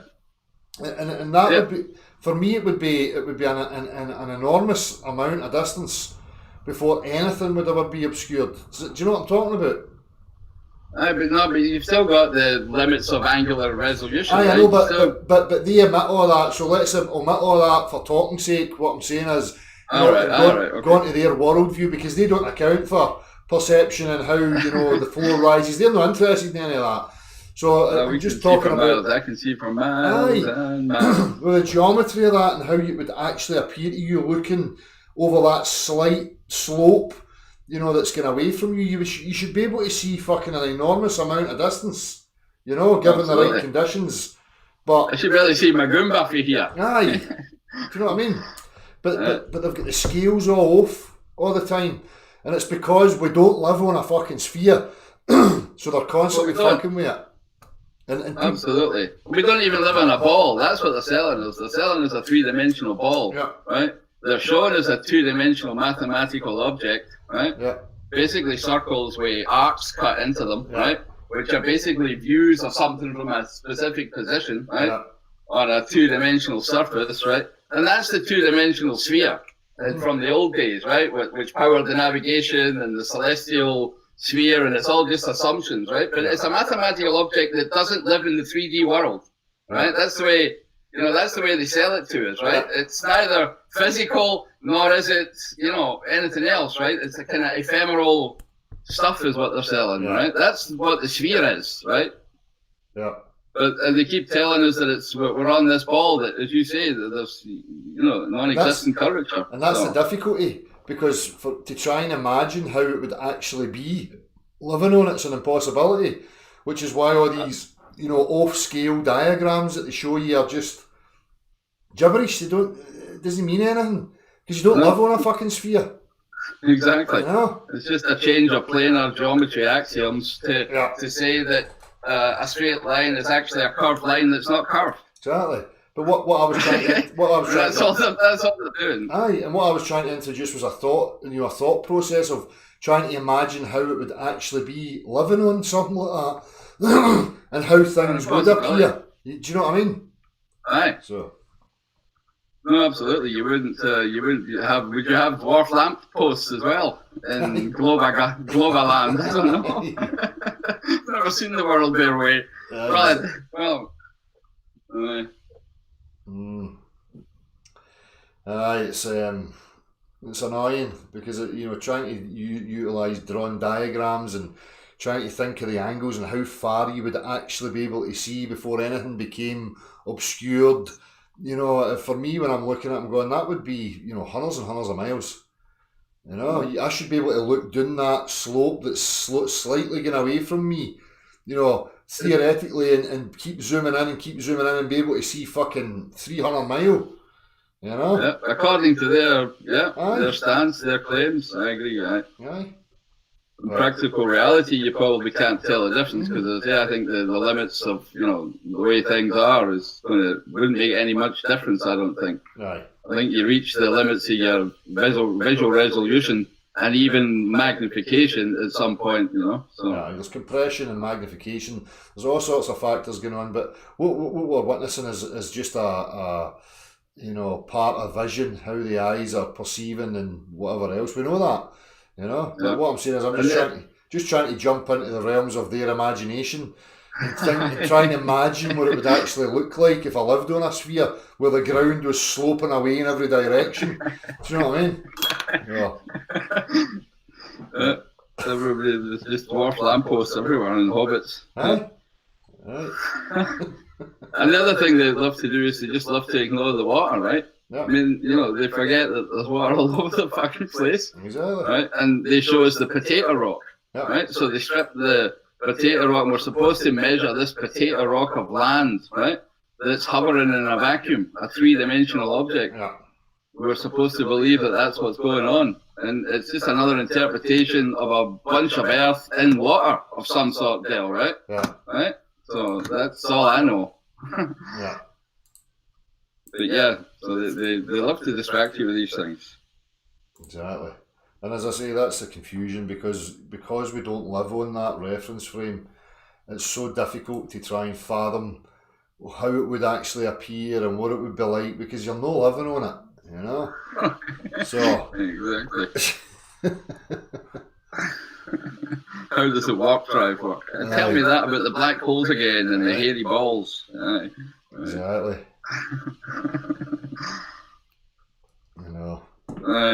I mean, I enjoyed the interviews again, my man.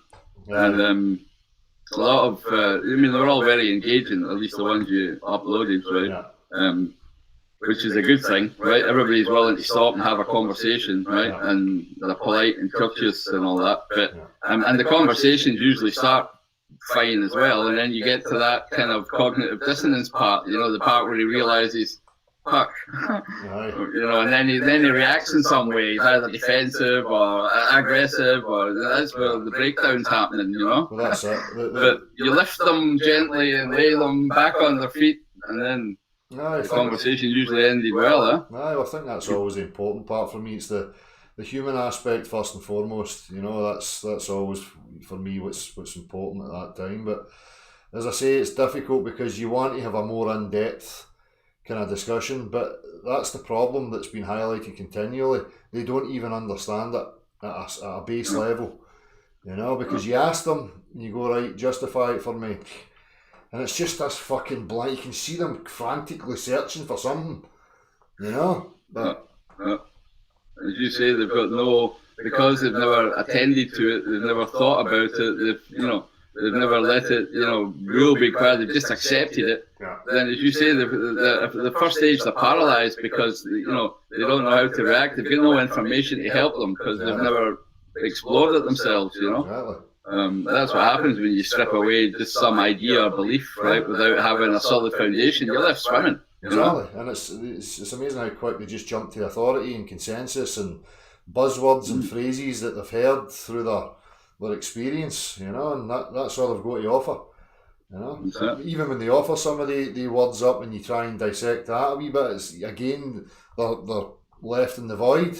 Like, Yeah. don't know. You know? Yeah, and at some point, you actually just need to go away and think about it. There's no point in continuing the conversation. Or at least that's what I find after, you know, you'll get to a point where you've either given them too much information and, you know, you forget that, you know, you've been in the arena for a while maybe. And, Exactly. you know, for people for the first time, it must be fairly mind-blowing still. I still think it's useful as well because what you see is that they realise that you're no insane and that you're no spouting erratic, irrational rubbish and that you can articulate it to them and blah, blah, blah. So that in itself surely rattles them to go, wait a minute here, what's actually going on? You know? So, That's right. it's all useful, but I just wish it would get to the point where they open the fucking doors and go, right, let's have this discussion now. You know? Let's involve everybody and see where it goes. You know? But just need to keep at it. Keep at them, right? I think they're just all invested and inattentive and, still chasing accolades and fame and glory and all that pish still, you know? Exactly. Instead of doing something for the good of everybody, yeah. Aye. And everybody just talks about it, but I know. But aye, I'll let the wee guy, woman, you know, his mind was on woman. that's right. Yeah. Good for him, he's fairly honest, you know. Aye, that's it. Well, I like that. Doesn't matter what, you know, as long as it's honesty, then I can only respect that. You know, it's the bullshitters that I can't be bothered with. You know. You said it. So, aye. Listen, I'm going to knock off, man. No worries, mate. Let you get to it. Cool. We're going to have a wee chat with Glenn tomorrow morning as well, where we're going to talk about the measure of a virus. Nice one. So if Good you're stuff. free and up for it, you can join us, eh? No worries. Nice one. Otherwise, speak to you soon, eh? Cool. Take it easy, man. Hey, Magum. He's away. He left. All right, That's I it. never noticed him. Aye. Did he walk normally, or was he bucking down? He's that wee. You don't see him. He just fucking walked out. He's below eye level here. Right, fair enough. Aye. Nice one. Right, see you, my man. Cool.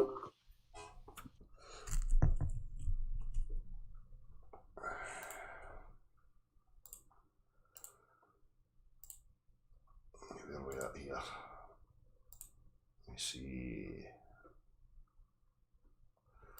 We'll have a wee moments of madness. There you go. If you want to join, you can join. You need to click that.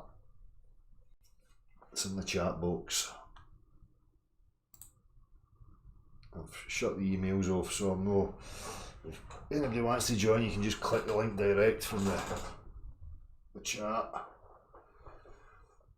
So they'll catch you. I've messaged you back as well on your email.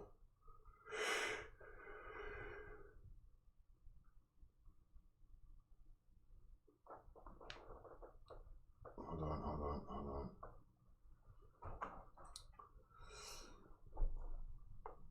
Michael Cahn's friends with an ex-NASA employee. He's a flat earther. Nice one. Michael Cahn's friends with an ex-NASA employee. He's a flat earther. Nice one. Whoever that is, you need to turn the watch page down.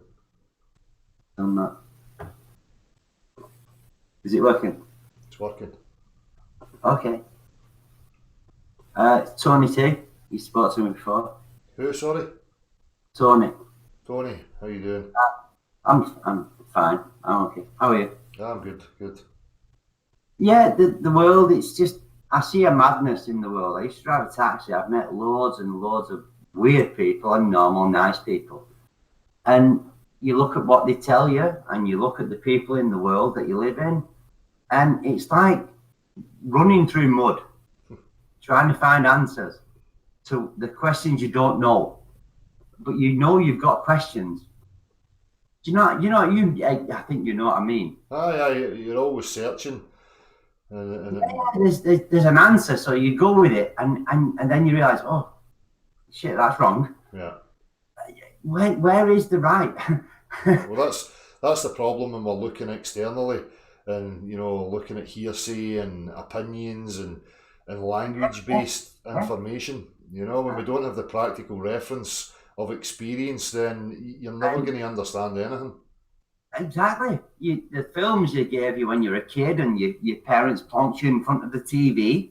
So you just watch To Kill a Mockingbird. You don't know what. You're 5 years old. Yeah. And you're thinking, what the fuck is this about? Yeah. And it never goes away because it imprints. Do you know what I'm saying? Yeah. And you just, then you realise there's a medium in your own self. You go look inside. Yeah. You need to calm the fuck down. You need to calm down because you'll blow up in this world. You'll go crazy. Exactly. And you need to calm down and Well, look inside. What made me do what I did and why do I blame others for things that hurt me? Yeah. And you need to calm down. And then when you find a sort of a level and you're okay with yourself, you're happy, you smile, you wake up tomorrow and it's okay. You're glad you didn't die in the sleep. You know what I mean? Then you look and you think, there's still mud out there. I'm still wading through other people's mud now. Yeah. I'm not saying they're stupid and thick, but come on, sometimes it just does your fucking face in. That's it. Driving, I drive a lot, you know, I truck a bit and vans and stuff. People driving, people in real life, they're just nothing like me. And that's weird because I have to be such an elastic person, like driving a taxi. Yeah. I have to not be neat. I have to be an elastic band girl. I think Kate Bush sang a song about elastic girls. You know what I mean? Do you know the mentality you have to have? You can't find your own. You have to be responsive to everything and everyone around you all the fucking time. Yeah. It's what's expected of you and yada yada and trying to conform and fit in and I know, mate. I know it's all based on ideas because we're in bewilderment and everybody's clutching at ideas and concepts and beliefs and trying to make them true and assert them as true and have certainty on them and it's just a melting pot of fucking mental illness. It used to make me cry, but now I'm just laughing at it. You know, I've been through, you know, this and that and the other. Everyone's been through the life. You know, let's not go cry baby on us. No. But we've all had a bit of a shit going on. Everyone in the whole world. Yeah. You know, so let's get a level. I'm trying to find one myself. You know, Yeah. what do you do? I don't drink tea. I'm fucking pissed. Yeah. I'm really drunk, actually. I feel I can speak quite eloquently, but I'm really pissed. I really am. hey, Saturday night. I was born in Glasgow, my friend. Born in Glasgow. Oh, that's a shame. Well, now I don't live there. I live in Yorkshire, which is just as shit. The weather's no better. I drive to Liverpool, Manchester, all those kind of crappy places in the northwest over the Pennines. It's all shit, mate. It's all shit. The snow, the wet, the horrible. People are miserable. Liverpool people, I tell you what, they're happy because they don't read the Sun. There you go. You haven't got any sun, and they don't read the Sun, so you're happy. You should be. Go Liverpool. Aye. Take a leaf out of that book. Fucking ditch and boycott all fucking media. Stop buying their fucking nonsense. We've got the right idea with the fuck off the Sun, the Daily Mirror, and I don't do that kind of crap, so I don't know them. All them, fuck off. You try to hide, right? I've got a radio in the wagon I drive. It only gets a radio station that I don't like. I'm not allowed to say it because I don't pay the TV license. And it only gets that because it's a shitty 07 wagon. It's done fucking 550 million kilometres. I'm not kidding. Get pulled over all the time by Boza. But they changed the name now. Now it's the police. Or it used to be the police. Now it's someone else. Oh, check your tachograph. Oh, it's not a spy in the car. It's just, you're in jail. End of story. I'm getting boring. End of story. You're in fucking jail. You want money. You need to get out of the jail to get money. But you're in jail because of money. It just, the wrap up is so, you know, it just so does your head in, doesn't it? Exactly, man. Paint your I life. won the lottery. You'd be the first guy I'd give some fucking money to get out of your shit. Thank you very much, man. I would take it. I know you would, because I would. And you wouldn't think of me if you won the lottery because you don't fucking know me. I would The help truth it. is, All I would require would be enough funds to get me a fucking shack on the beach in the sunshine, and then I would give the rest away. I want the shack. Right. You've got a better shed. Your shed is better than my house. You're a rich bastard. Aye. I wish. Send me money. I'll give you my email address. Send me. Aye. Come and visit me. Come and visit me before you say that. Hell, I had a dream. I know the song is out there. I had a dream, blah, blah, blah. But I had a dream when I was a kid, really young, that I had everything I needed. I just didn't realise the dream was everything I needed. But the song reminded me that what's she called? She did that James Bond song. Blah, blah, blah. But it was a good song. But she says, I got everything I wanted, which is totally not the same song, Dream. Yeah? Do you know what I mean? Yeah. I've got everything I need. What do you want from life is the extra what makes you the mental person. Is that not true? What's that? I need a BMW. Oh yeah, because when you were born, the first thing God said was, if you believe, or the devil, oh yeah, you need a BMW. Fuck off. We just don't need conformist structures of expectation. That's what the fucking problem is. Exactly. You know? I need Calvin Klein underpants. Oh really? Why? Who told you? Exactly. No, I just do. And no one knows where that came from. They just don't look back.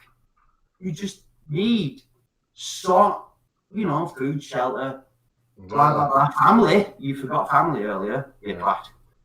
I meant just as an individual. I know. Just as a physical requirement. But, obviously that as well. But, aye, exactly, man, that's it. But listen, mate, I'm going to get off because I'm fucking absolutely ravenous here. I need to go and get some food.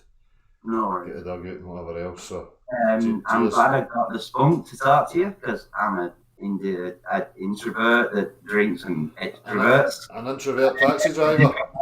An introvert taxi driver. Yeah, but I used to hide and talk because I've got a mirror. Yeah, I've got a mirror. Hey, sit in the back. I've got a mirror. Everyone knows me from the back of my head. Hey, Del. Nice one. I'm glad I got you. Thank you for giving me the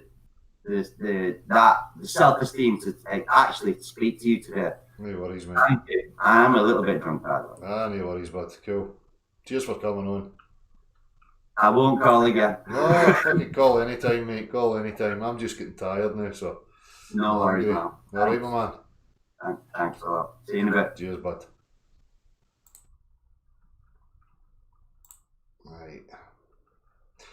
Aye. So, cheers to everybody coming on. As I say, I'll be back with you very soon. So, I'm too hungry. I can't even think straight now. Bye-bye.